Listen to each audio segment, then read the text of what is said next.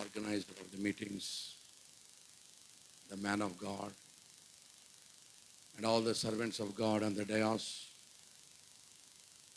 and people of great value. Dear ladies and gentlemen, dear believers in Christ, it's really good to see you gather like this in such a corner of this place. I've traveled a lot. I thought that I cannot make it tonight, but praise God, God brought me here. I was in Kakinada celebrating solemnizing a marriage, and it was 3 o'clock, almost there. I thought that I cannot come and reach, but praise God, I could come in time. Praise the Lord. Good to see you all. And such an honor for me to be invited like this to bring God's word on this last day. So please bear with me. I'm going to sit and preach. Don't be offended. Please, I apologize. I have my own back issues. I don't need to explain all that. Please allow me to sit and preach, okay? నేను కూర్చొని మాట్లాడతాను. నన్ను ఏమనుకోకండి. మీరు పడుకునేనండి. దయచేసి master గారు కూర్చొని మాట్లాడితే విశ్వాసులు పడుకుని విన్నారనుకోండి. Excuse me, okay.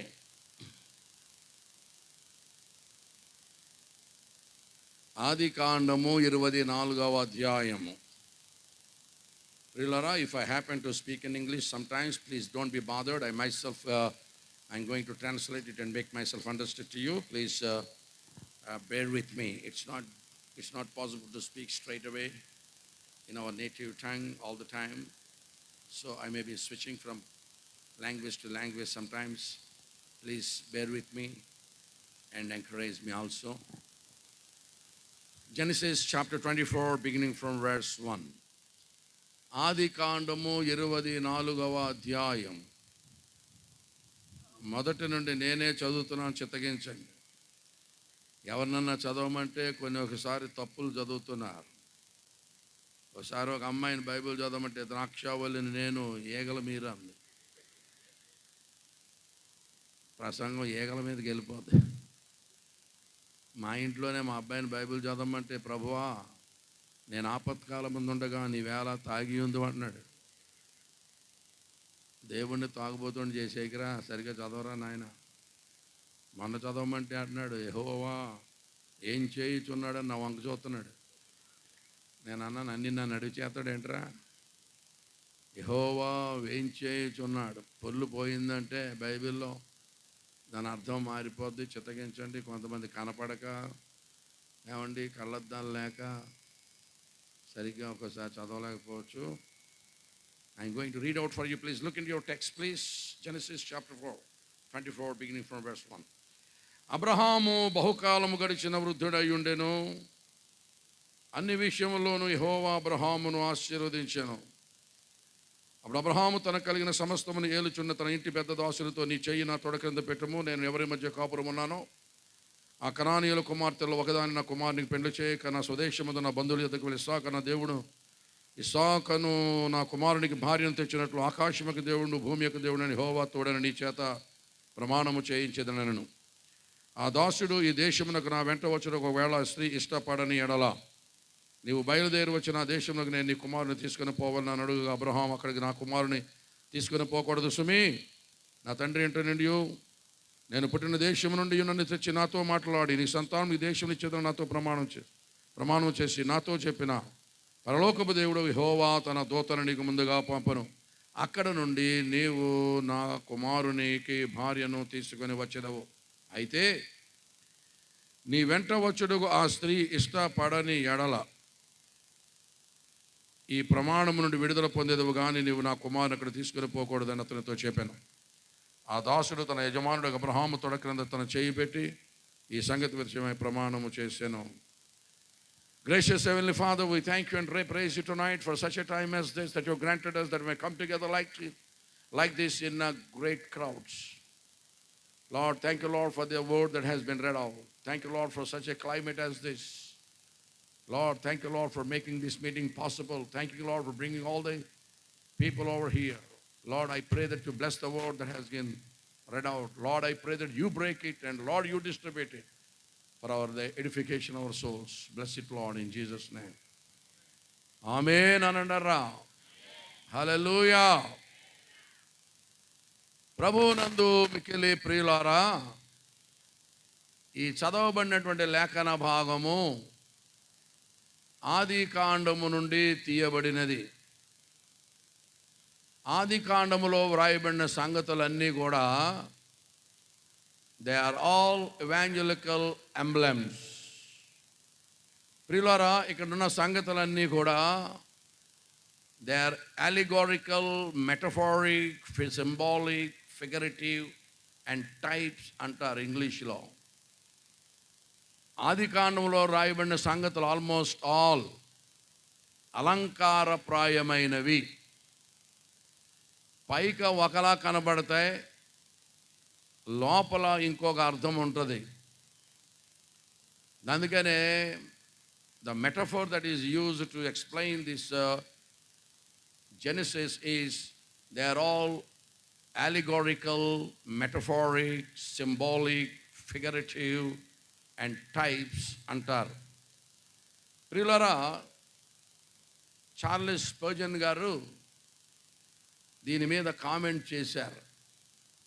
అబ్రహామునకు ఈ సంగతిని మనం మూడు సందర్భాల్లో చదువుకుంటాం. ఒకటి నిశ్చితార్థ కార్యక్రమం అప్పుడు, రెండవది ప్రధాన కార్యక్రమం అప్పుడు, మూడవది పెండ్లి చేసుకునేటప్పుడు.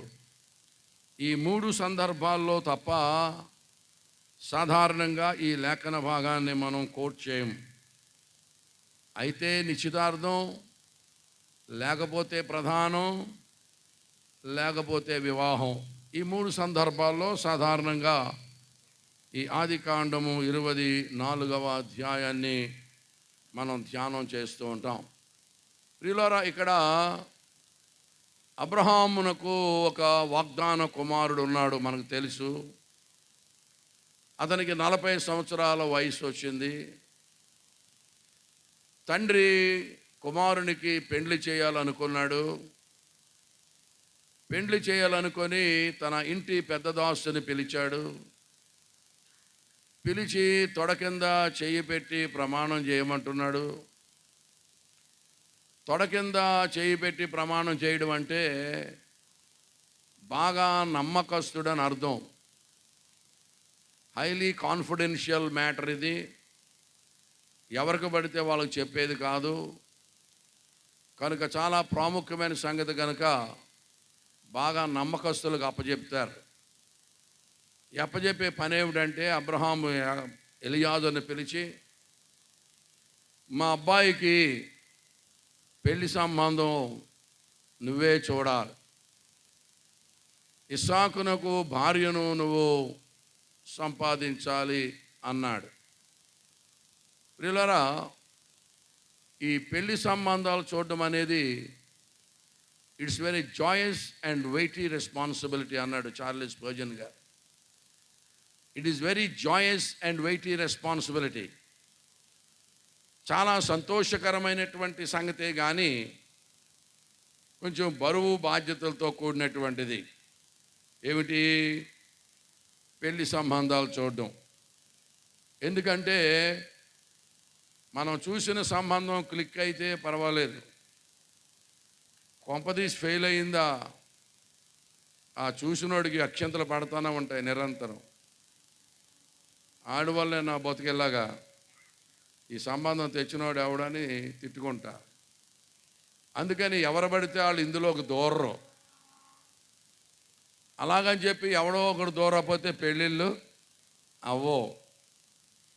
అందుకని కొంత ధైర్యవంతులు, సాహసవంతులు, కృపగలవారు ఈ రిస్క్ తీసుకుని మనకు ముళ్ళేయడంలో వాళ్ళు ప్రధాన పాత్ర పోషిస్తూ ఉంటారు.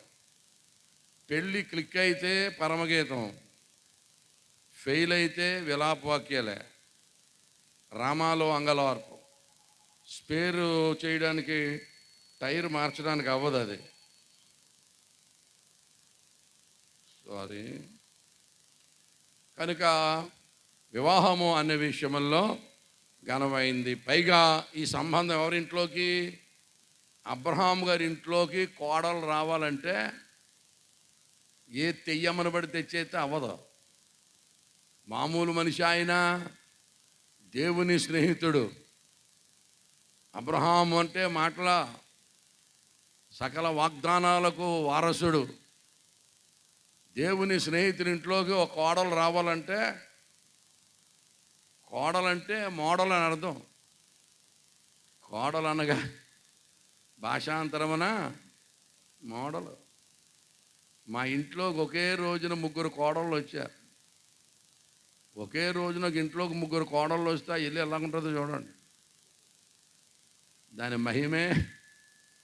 నాకు 3 కొడుకులు, 4 పిల్లలు. నాకు మొదట పాప, తర్వాత 3 అబ్బాయిలు. మా అమ్మాయి మొదట పుట్టింది కాబట్టి ముందే పెళ్లి చేశాను. మా అమ్మాయి సైంటిస్ట్గా, డాక్టర్గా పనిచేస్తుంది. MSc, MPhil, PhD in molecular genetics. She is the director of scientific affairs for an American కంపెనీకి పనిచేస్తూ ఉంది. 2 పిల్లలు పుట్టారు మా పాపకు, ముందే చేశాను. తర్వాత 3 కొడుకులకి ఆషాఢ మాసంలో, అమావాస్యలో, పుష్కరాల్లో 3కి ఒకే రోజున చేశాను. ఈ వింత ఏంటో చూద్దామని పిలవనోళ్ళు వచ్చేసారు భోజనాలు. ఎవరో పాస్టర్ గారంట ఆషాఢ మాసంలో, అమావాస్యలో, పుష్కరాల్లో 3కి ఒకేసారి చేస్తున్నాడట. ఈ వింత ఏంటో చూద్దామని వచ్చేసారు. మీడియా వాళ్ళకి తెలిసిపోయింది ఇది. TV9, ఈటీవీ, TV5 వాళ్ళు వచ్చారు. 3 కుటుంబాలు, 3 పెళ్ళిళ్ళు కదా. పెండ్లి కుమార్తె ప్రవేశించుచుండగా సంఘము లేచి నిలబడాలి అంటే ఎన్నిసార్లు? 3 సార్లు. ఇలా ఎన్నిసార్లు నిలబెడతారు? కూగోబెడతారని చూస్తున్నారు సంఘం. ఇంకెంతమంది వస్తారు? ఇలాగన మంచి వైభవంగా జరుగుతుంది ప్రియులారా. నన్ను ఇంటర్వ్యూ చేస్తూ ఉన్నారు మీడియా వాళ్ళు. ఏమండి పాస్టర్ గారు, 3 కొడుకులకి ఒకేసారి ఎందుకు చేస్తున్నారు అన్నాడు. నేనన్నాను, 3 పుట్టారు, మరి ఏం చేయమంటావు అన్నాను. అంటే పక్క టీవీ అతను అంటున్నాడు, ఎంతమంది పుడితే అంతమందికి ఒకసారి చేస్తారేంటి అంటాడా. నేనన్నాను, నా పిల్లలు నా ఇష్టం, నీకు నచ్చితే భోంచేసేళ్ళు, నవాబీ బిర్యానీ ఉంది అంటే వాళ్ళు ఏమన్నారు తెలుసా? ఎంత పాస్టర్ గారు అయితే మాత్రం, ఎంత దేవుడు నమ్ముకుంటే మాత్రం ఎడం చెయ్య కుడి చెయ్య తేడా లేదా? మంచి చెడ్డ లేదా? ఆషాఢ మాసంలో, అమావాస్యలో, పుష్కరాల్లో 3కి ఒకసారి ఎవడని చేస్తాడా? మీకు అసలు జ్ఞానం ఉందా? మీకు కీడు కలుగుతుంది, అరిష్టం కలుగుతుంది, అంటే దోషం కలుగుతుంది. అలా చేయకూడదు పాస్టర్ గారు అన్నారు. నేనన్నాను, మేలు కీడుల గురించి మీకంటే మాకు బాగా తెలుసు, మీరేమి సలహా ఇవ్వక్కర్లేదు అన్నాను. వాళ్ళు ఏమన్నారు తెలుసా? గర్భదోషం కలుగుతుంది, ఆ దోషం కలిగితే పిల్లలు మాత్రం సచ్చిన పుట్టరు అన్నారు. పిల్లలు పుట్టరంటే పుట్టరని చెప్పేసి వెళ్ళిపోయారు. వాళ్ళు వార్తాపత్రికల్లో వచ్చి రాశారు, టీవీలో చెప్పారు, వార్తల్లో న్యూస్లో చెప్పేశారు. పిల్లలు పుట్టరంటే పుట్టరని చెప్పిపోయారు. దేవుడు ఏం చేశాడంటే 3కి ఒకే రోజున చేసేసానేమో. ఆ పరాత్పరుడు, ఆ వేదవేద్యుడు 3 నెలల తేడాలో 3కి కొడుకులు పుట్టేశారు. తర్వాత 2వ కాన్పులో మళ్ళా కొడుకులు కూతుళ్ళు పుట్టేశారు. మా ఇల్లు తల్లి పిల్ల హాస్పిటల్ లాగా ఉంది. ఇంటి నిండా పిల్లలే ప్రియుల. తల్లి పిల్ల హాస్పిటల్ ఎలా ఉంటుందో మా ఇల్లు అందరూ ఒక చోటే ఉంటాం. ఏమండి, ఏదైనా ఊరి నుంచి వెళ్తుంటే తాత తాత అని పాక్కుంటూ ఒకడు దేక్కుంటూ ఒకడు పరిగెత్తుకుని లొంగెట్టేసి నన్ను ఎత్తుకో అంటే నన్ను ఎత్తుకో అని తెగ దొరలేస్తాను. 2 ఎత్తుకుంటే 3 దొరలేస్తున్నాను, 3 ఎత్తుకుంటే 2 దొరలేస్తున్నారు. ఎంతమందిని ఎత్తుకుంటాం ఒకేసారి లొంగేసేస్తున్నారు కాళ్ళు. ఒరే పడిపోతాను వదలంటారు అంటే వదలట్లేదు. వాళ్ళేమో పుట్టరు అన్నారు, ఇక్కడేమో పుట్ట కింద పుట్టేశారు. ఏమండి, తల్లి పిల్ల హాస్పిటల్ ఎలా ఉంటుంది, అలా నిరంతరం ఎవడో ఒకటి ఏడుతూనే ఉంటాడు. ఆ చిన్న మందను అమ్మగారికి అప్పచెప్పి ఈ పెద్ద మంద దగ్గరికి వాకే చెప్దామని వచ్చాను. దేవునికి స్తోత్రం కలుగునగా. హల్లెలూయా. దేవుడు దీవించాలండి. గర్భఫలము యెహోవా ఇచ్చు, కుమారులు యెహోవా అనుగ్రహించు, యెహోవా ఇల్లు కట్టని ఎడల. ఇంతే సంగతులు చిత్తగించవాలని. హల్లెలూయా. వడ్డించేవాడు మనోడైతే కడబంతులు కూకున్నా మన మొక్కలు మనం పడితే బకెట్ ఆడి దగ్గర ఉంది. ఈ చక్రం అంతా తిప్పేవాడు యేసయ్య. దేవునికి స్తోత్రం చెప్పండి. దేవుని బిడ్డలారా, it's such a huge subject. I don't think that I cannot shorten it. That's why I don't want to enter into that. But for the time being, let us click to this passage.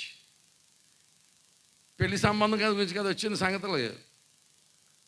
అయితే ఎలియాజరు ఒకే ఒక ప్రశ్న అడిగాడు.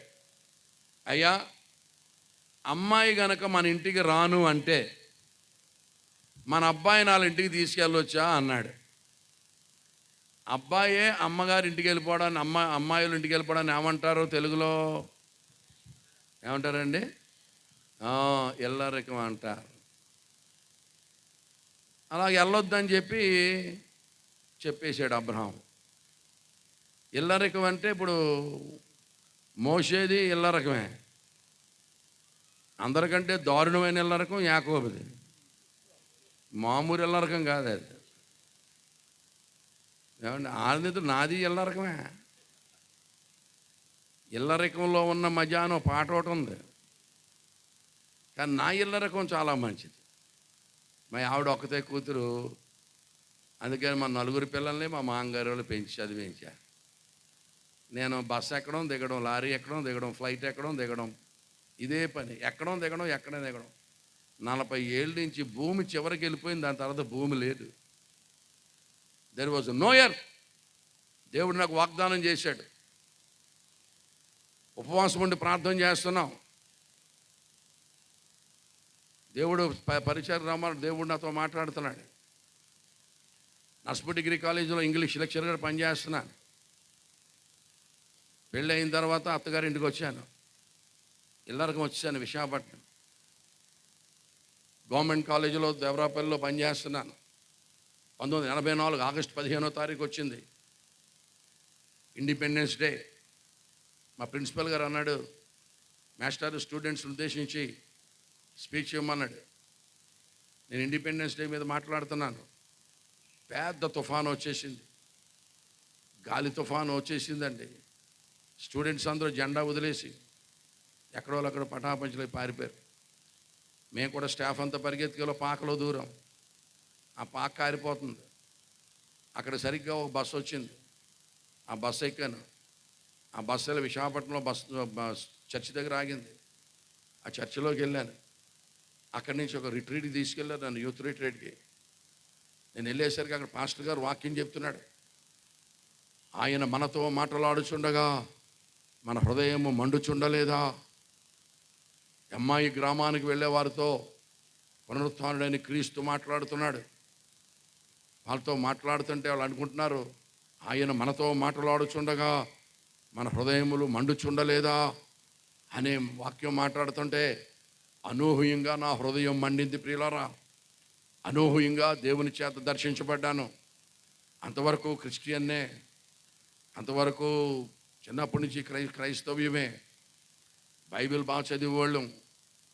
ప్రత్యేకంగా ఇంగ్లీష్లో king James version ఉంటుంది. ఆ king James version చదవకపోతే rich English మాట్లాడడం సాధ్యం కాదు. At least for the sake of the English language. We use to read that in king James version. Bible బాగా చదివేవాళ్ళం, కానీ మారు మనసు అంటే తెలియదు, పాప క్షమాపణ అంటే తెలియదు, పశ్చాత్తాపం అంటే తెలియదు, ఏమంటే పాప భీతి తెలియదు. ఆ దినాన్ని అద్భుతంగా దేవుడు నన్ను దర్శించాడు. గొప్ప మార్పు వచ్చేసింది. పశ్చాత్తాపడ్డాను, కన్నీరు కార్చాను, ప్రభు పాదాలు పట్టుకున్నాను, ప్రతి తప్పిదం ఒప్పుకున్నాను, దేవునితో ఒక నిబంధన చేసి నూతన జీవితం ప్రారంభించాను. ఇంకెలాగుండేదంటే మీకు అబద్ధం, నాకు నిజం, గాలిలో తేలిపోతున్నట్టు ఉండేది. అత్యానందభరితుడిని. అప్పటి నుంచి నాకు ఇంగ్లీష్ లిటరేచర్ మీద ఉన్నటువంటి టేస్ట్ అంతా కూడా బైబిల్ మీదకి ట్రాన్స్ఫర్ అయిపోయింది. ఇక అక్షరాలు కనపడే వెలుగు, లైటింగ్ వస్తే బైబిల్ చదవడం ప్రారంభించేవాడిని. అలా చదివి చదివి చదివి చదువుతూ ఉంటా 2 కాలేజెస్లో లెక్చరర్గా పనిచేసేవాడిని. త్వరగా సిలబస్ కంప్లీట్ చేసేసి మిగిలిన టైం అంతా కూడా పరిచయలో తిరుగుతూ ఉండేవాడిని.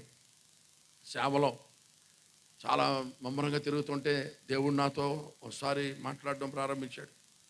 My son, segregate your self for the cause of full time evangelism. నా కుమారుడా, సంపూర్ణ సేవకుని నీవు సమర్పించుకో అన్నాడు. ఎప్పుడైతే ఆ మాట విన్నానో పరిగెత్తుకెళ్ళి మా ఆవిడతో చెప్పాను. జానీ, దేవుడు నాతో మాట్లాడాడు అన్నాను. మా ఆవిడంది, ఏం మాట్లాడాడు అంది. దేవుడు నన్ను సేవకు రమ్మంటున్నాడు అన్నాను. వెంటనే మా ఆవిడ సేవ లేదు, జావ లేదు, మాట్లాడుకున్నాను. ఎంత స్పీడ్గా వెళ్ళానో అంత స్పీడ్గా వెనక్కి వచ్చాను. ప్రియులారా, గాలి తీసేసింది. తండ్రి మెచ్చుకుంటుంది అనుకున్నాను. నాయన, సేవ లేదు, జావ లేదంటాను. తండ్రి, నువ్వు ఆవిడతో మాట్లాడు నాయన అని ప్రార్థన చేయడం మొదలుపెట్టాను. దేవుడు అన్నాడు, నేను మాట్లాడను అన్నాడు. ఎందుకు మాట్లాడవు నాయన అన్నాను. అబ్రహాముని పిలిచినప్పుడు శారంతో చెప్పానేంటి, శారం వెనకాల వెళ్ళిపోవడమే అన్నాడు. నేను అన్నాను, ఆ శారంలో ఎక్కడ, ఈ శారంలో ఎక్కడ నాయన, నాకెక్కడ, నాగలోహం ఎక్కడ తండ్రి, నాయన మాట్లాడు తండ్రి అన్నా. ఆయన మాట్లాడేవాడు కాదు. ఇలా చాలా కాలం గడుస్తూ ఉంది. ఆయన పిలిచేవాడు, చెప్పేవాడు మా ఆవిడకి ఇదే మాట, సేవ లేదు, జావా లేదు. ఇటువంటి సభలకు వెళ్ళేవాడిని. అందరూ బాగానే కూర్చునేవారు, చక్కగా కూర్చుని వాక్యం వినేవారు. నేను కొద్ది కాలం బాగానే కూర్చునేవాడిని. నాకు మీకులాగా డల్గా కూర్చోవడం ఇష్టమైనది కాదు. నాకు ఏదైనా బలమైన వాక్ వస్తే విజిలేసేవాడిని. విజిలేయడం రాక మీటింగ్లు అయినాయి అంటే కొట్టులోకి వెళ్ళి విజిల్ కొని తెచ్చుకునేవాడిని. జై జై నేయడమే. మా ఆవిడ నా పక్కన కూర్చునేది కాదు.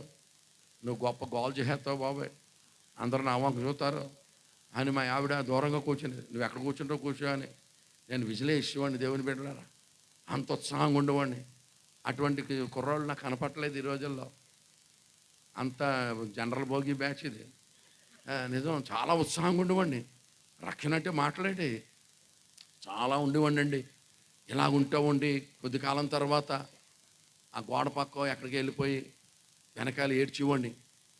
ప్రభువా, మా ఆవిడ వింటుందా, నన్ను సేవకు పంపిస్తుందా, నువ్వేమో రమ్మంటున్నావు, ఆవిడేమో వద్దంటుంది, తండ్రి ఇది నేను ఎప్పుడైనా సేవకు వస్తానా అని ఏడ్చివ్వండి.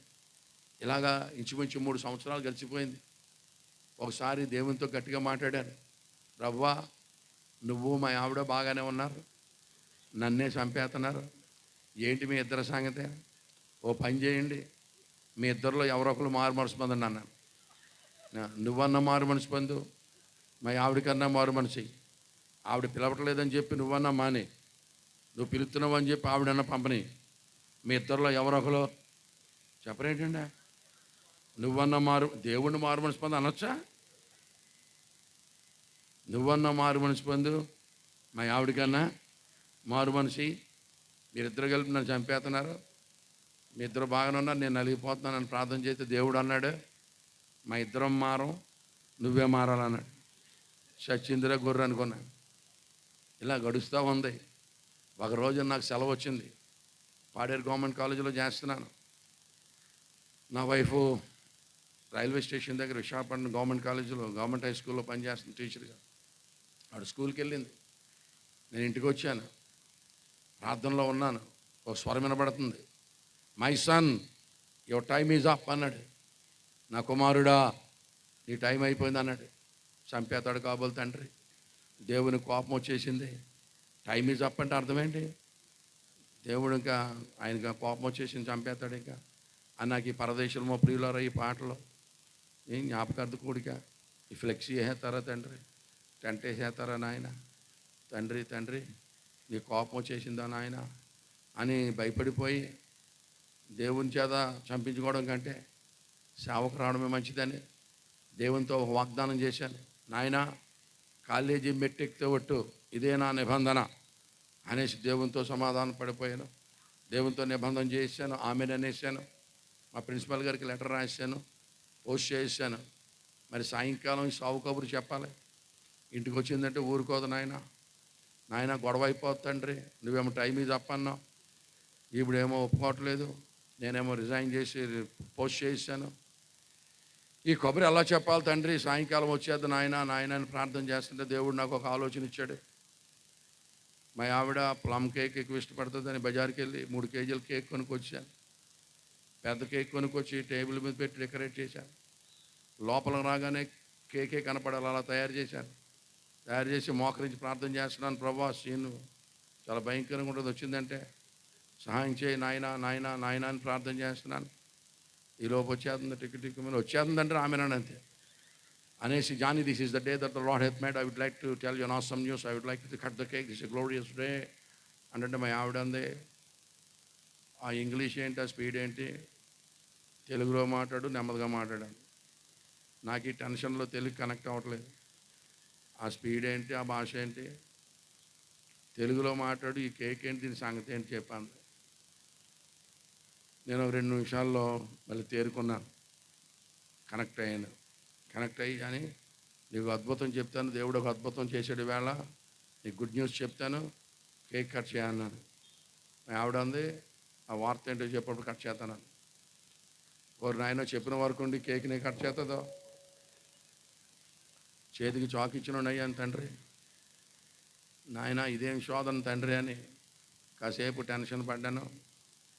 ఇంకా నిండా ములిగినోడు చలి ఏంటని ధైర్యంగా చెప్పేశానండి. ఈవేళ దేవుని సేవకి సమర్పించుకున్నాను అన్నానండి. అందంతే దెబ్బలు పడిపోయింది. భుజాన ఉంది.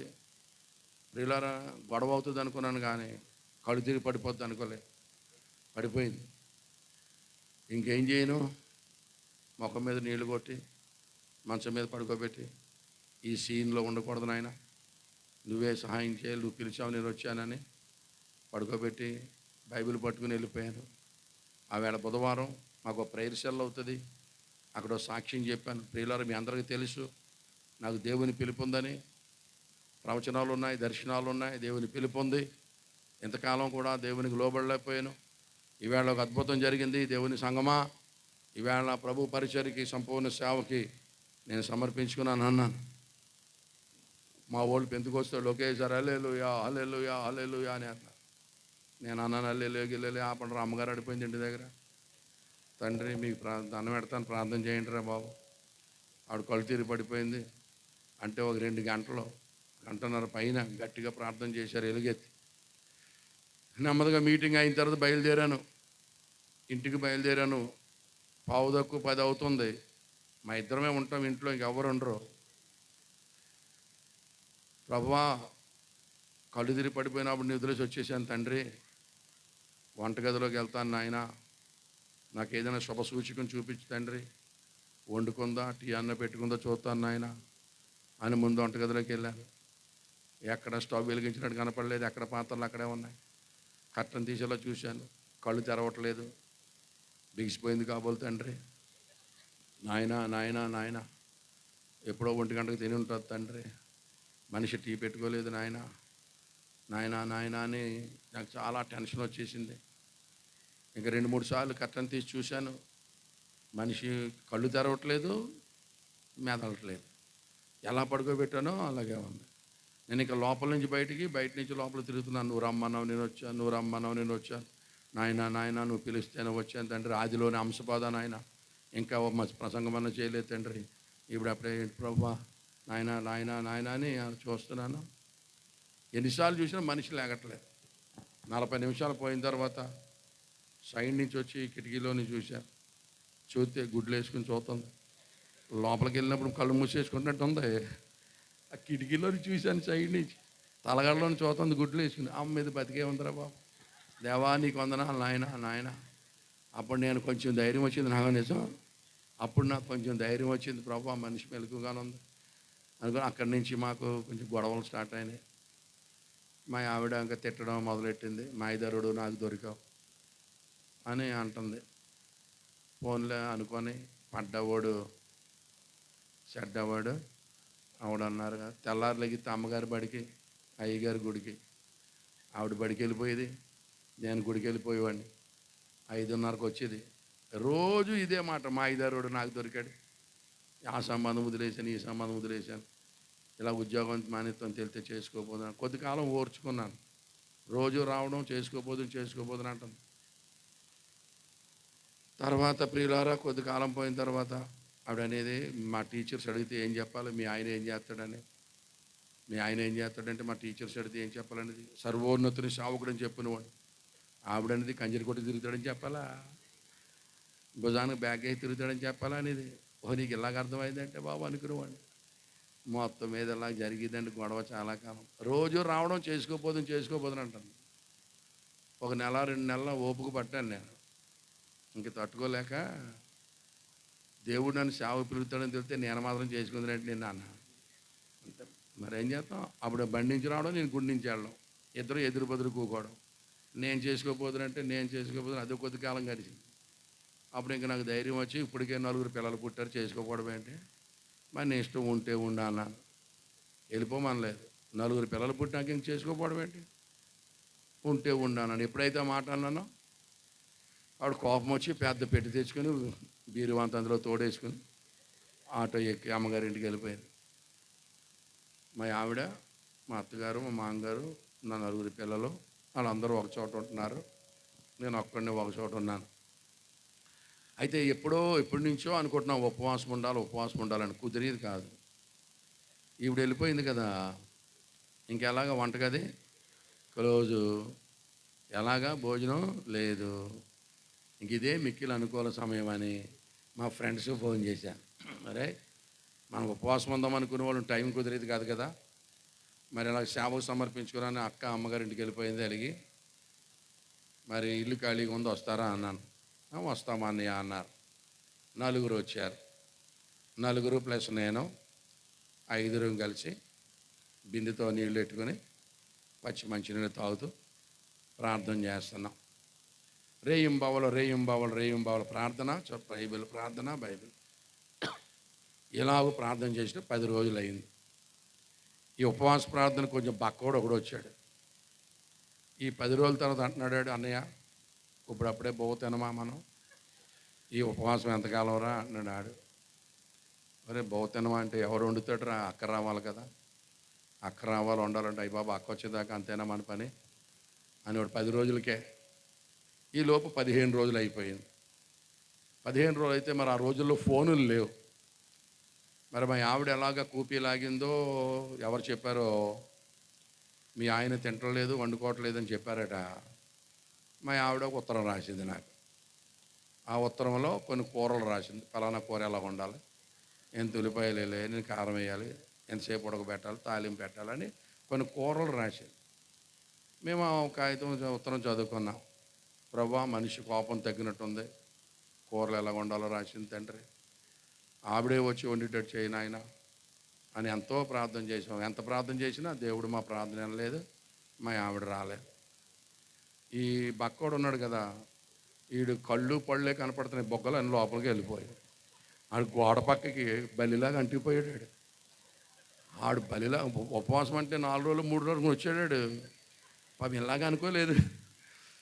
ఆడు బలిలాగా గోడకు అంటుకుపోయి, ఏమంటే నా వంక చాలా దీనంగా చూస్తున్నాడు. ఆడు 15 రోజులు అయిపోయింది, సౌండ్ రావట్లేదు, ఇంకా స్తోత్రం అంటే గాలే వస్తుంది అడిగి సుస్ అంటున్నాడు. రవ్వా నాయన ఏంటి తండ్రి, మా ఆవిడేమో రాదు, ఈడేమో సాగుబోతుల్లో ఉన్నాడు, తండ్రి నువ్వేమో ఉపవాసం ముగించమంటలేదు. 20 రోజులు అయిపోయిందండి. 20 రోజులు అంటే 25 రోజులు అయిపోయింది. వీడు కళ్ళు ఎప్పుడు మూసేస్తాడో తెలియదు. ఇంకా కడవరి గడిలో ఉన్నాడు, లాస్ట్ మూమెంట్లో ఉన్నాడు. నేను మధ్యలో టెన్షను. నేను టైం ఈజ్ అప్ అంటే నాకు అనుకున్నాను, నేను బతికేశాను. టైం ఈజ్ అప్ అంటే మా ఆవిడకి అనుకున్నాను, ఆవిడ బతికేసింది. టైం ఈజ్ అప్ ఈడికినా ప్రభువా, నాకు ఆ టైం ఈజ్ అప్పే తినేసిది. ఇదికి ఈడికి నెరవేరుతుందా ప్రభువా ఏంటి తండ్రి అని ప్రార్థన చేయండి. 27వ రోజు వచ్చిందండి. 27వ రోజు రాత్రి ఓ స్వరం వినబడుతుంది, my son, I will take you to the ends of the earth, close the fasting అన్నాడు. నా కుమారుడా, నిన్ను బూదిగంతాలు తీసుకుని వెళ్తాను, ఉపవాసం ముగించమన్నాడు. అమ్మ బూదిగంతాలు అంటున్నాడు ఏంటి, భూమికి చివరి ఎక్కడ ఉంటుంది, దేవుని స్వరం ఎలా వినపడుతుంది, భౌతికంతలు అంటున్నాడు అని చెప్పి మొత్తం మీద కాసేపు చాలాసేపు ఆలోచించుకుని సంతోషించి ఉపవాసం ముగించాం. కానీ మరి వండడం రాదు కదా, అందుకని పొయ్యి మీద స్టవ్తో బియ్యం పెట్టి అన్నం ఉడికిన వరకు ఉండి గంజితో దింపేసి లోటాలు ఈడికి పట్టించేసి వాడు పక్కన ఉన్నాడు కదా, ఆడు తాగేసి వాడు ప్రియులరా, ఆడు లోటాలు తాగేసి నాయన ప్రాణం తెప్పరిల్లినట్టు ఆడ సావు బతుకుల్లో నుంచి బయటకు వచ్చి ఆడికే పట్టించేసేవాళ్ళు ముందు, ఆడెక్కడ చచ్చిపోతాడు ఆయన.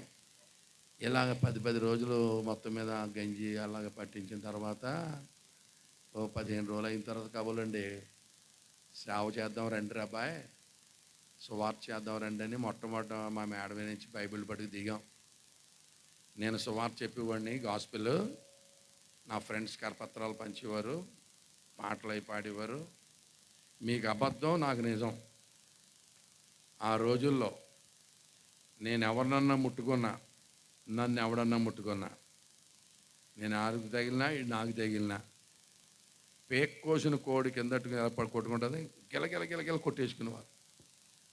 గిలగిల కొట్టేసుకుని పశ్చాత్తాపడిపోయి దొర్లేసి దెయ్యాలు వెళ్ళిపోయి చేస్తుంటే మాకు సేవకు వచ్చిన కొత్త ఇలా కొట్టేసుకుంటాడు ఏంటి అనుకునేవాళ్ళు. ఇది కొంతమంది సీనియర్ సేవకులు చూశారు. కొంతమంది సీనియర్ సేవకులు చూసి ఈ కుర్రోడి మీద ఏదో అభిషేకం ఉందని, లేకపోతే ఏమిటిది అని కొంతమంది సేవకులు కనిపెట్టి నన్ను స్పీకర్గా పిలిచి మీటింగులు పిలిచేవారు. స్పీకర్గా మీటింగులు పెట్టేటప్పుడు కాగితం వేస్తారు కదా, ప్యాంప్లెట్, అది ఎవడ పట్టుకెళ్ళి ఇచ్చేవాడు, మా ఆవిడకి ఇచ్చేవాడట. మీ ఆయన ఉద్యోగం మానేసి ఏం పని చేస్తున్నాడు చూడ, స్పీకర్ అంట. ఏంటంటే స్పీకర్ అంటే మా ఆవిడ కాగితం పట్టుకొని అడ్రస్ ఉంటుంది కదా అందులో, ఈయనేమి స్పీకరో చూద్దామని ఉద్యోగం మానేసి ఏంటో తొంతుంది అనుకుని మా ఆవిడ మీటింగ్ వచ్చేసేదండి. మీటింగ్ వచ్చేసి ముసుగేసి వేసుకుని ఫుల్గా నేను ఎక్కడ చూసేస్తాను అని మొత్తం కప్పేసుకుని అలా చూసేది. నేను వాక్యం చెప్తుంటే నన్ను చూడొచ్చు కానీ అప్పుడు నేను ఆవిడని చూడకూడదట, అలాగా కప్పేసుకునేది. నేను ఇలా వాక్యం చెప్తూ ముక్కు కనపడితే మా ఆవిడ ముక్కులా ఉంది అనుకున్నాను. చూస్తే ఆవిడే అమ్మ ఇది వచ్చేసింది అని రెచ్చిపోయివ్వండి. నిజం, పాప వెనకాల ఉన్న సేవలకు అర్థమైంది కదా, బాగా ఉన్నప్పుడు దాకా సడన్గా రేజ్ అయిపోతున్నాడు ఏంటి, ఉన్నట్టుండి రేజ్ అయిపోతే ఎలా ఉంటుంది. ఆవిడ మీద కోపంతో చాలా పెద్ద ప్రసంగం చేసేవాడిని. ఆ ప్రసంగానికండి మీకు అబద్ధం చెప్తాను కదా, నాకు నిజం, కిందటి దొరిలేయడమే జనాలు. ఇలా కుర్చీలో కూర్చోవడం గట్రా నైజా అంతా ఎక్కెక్కి ఏడ్చేసేవారు. ఎక్కెక్కి ఏడ్చేసి దొరిలేస్తూ ఉంటే ఏడుపు ఆపడానికి గంటలు పట్టేది. నా కన్వీనర్స్ ఫోన్ చేసేవారు, బాబు నువ్వు వాక్యం చెప్పేలావు కానీ వారం అయింది ఇంకా ఏడుస్తూనే ఉన్నారని వారు. ఏడుపులే, దొరిలేయడమే. ఎవరో విశాఖపట్నం నుంచి కుర్రాడు వస్తున్నాడంట, ఆడు వాక్యం చెప్తుంటే జనాలు దొరిలేస్తున్నారంట, ఇవి ఎంతేంటో చూద్దామని 10 మంది సేవకులు వచ్చేవారు. సార్ విజయకుమార్ గారు వచ్చారు, కాకినాడ విజయకుమార్ గారు. ఆయన వచ్చేసరికి జనాలు దొరిలేస్తున్నారు. తమ్ముడా, what an anointing it is, what a conviction of the Holy Spirit, ఎంత పరిశుద్ధాత్మను ఒప్పుకోలు పనిచేస్తుంది సహోదరుడా, వాడబడు అని వారు ప్రియులారా. ఇది మా ఆవిడ చూసిందండి. ఈ ఏడుపులేంటి, పెడబొబ్బులేంటి, పశ్చాత్తాపం ఏంటి, కన్నీరేంటి, మామూలు వాళ్ళు మాట్లాడితే అవుతుందా ఇది నిజంగానే దేవుని సేవకుల్లాగా ఉన్నాడు. ఇటువంటి వాడు గడ్డు వెళ్తే మా అమ్మకి నాన్నకు అవుతాయి కూర్చొని నేను చచ్చిపోతానేమో అని మా ఆవిడకి భయం వేసి ఒక పెట్టెట్టుకు వెళ్ళినావిడ 2 పెట్టెలను వచ్చేసింది. దేవునికి స్తోత్రం కలుగురుగా. 2 పెట్టెలు పట్టును వచ్చేసి ఏమని తెలుసా, నువ్వు నిశ్చయముగా దేవుని సేవకుడు నాకు అర్థమైపోయింది, ఇంక నీకు ఫుల్ పర్మిషన్ అందండి మా ఆవిడ. ఇక చూడండి మా ఆవిడ ఎప్పుడైతే పెట్టెట్టుకు వచ్చేసిందో నేను పెట్టి సర్దేసి మెడ్రాస్ నుంచి సింగపూర్ వెళ్ళి, సింగపూర్ నుండి ఆస్ట్రేలియా వెళ్ళి, ఆస్ట్రేలియా నుంచి న్యూజిలాండ్ వెళ్ళి, న్యూజిలాండ్లో నుంచి వెల్లింగ్టన్ వెళ్ళి, అక్కడి నుంచి డ్యూటన్ వెళ్ళేసరికి ఇంకా ఎర్త్ లేదు, అదే last part of the earth. ఇంకా అక్కడి నుంచి అంటార్క్టికా ఉంది. అక్కడ దేవుడు నాకు జ్ఞాపం చేశాడు, ఇది భూమి చివర, దీని తర్వాత భూమి ఉందా అన్నాడు. ఇంకా లేదు నాయన అన్నాను. మరి ఏముందా అన్నాడు. ఇదంతా ఘనీభవించిన ఐస్ కాంటినెంట్ నాయన అన్నాను. ఇదే దక్షిణ ధ్రువం, అంటార్క్టిక్ అంటారు అన్నాడు. వందనాలు నాయన అని దేవునికి నమస్కారం చేశాను. అక్కడి నుంచి నేను క్రైస్ట్ చర్చ్ అనే పట్టణానికి వచ్చేసాను. క్రైస్ట్ చర్చ్ అనే పట్టణంలో చాలా కాలం సువార్త చేశాను. నేను యాక్చువల్గా న్యూజిలాండ్లో ఉండిపోవాలి, న్యూజిలాండ్లోనే సేవ చేయాలి.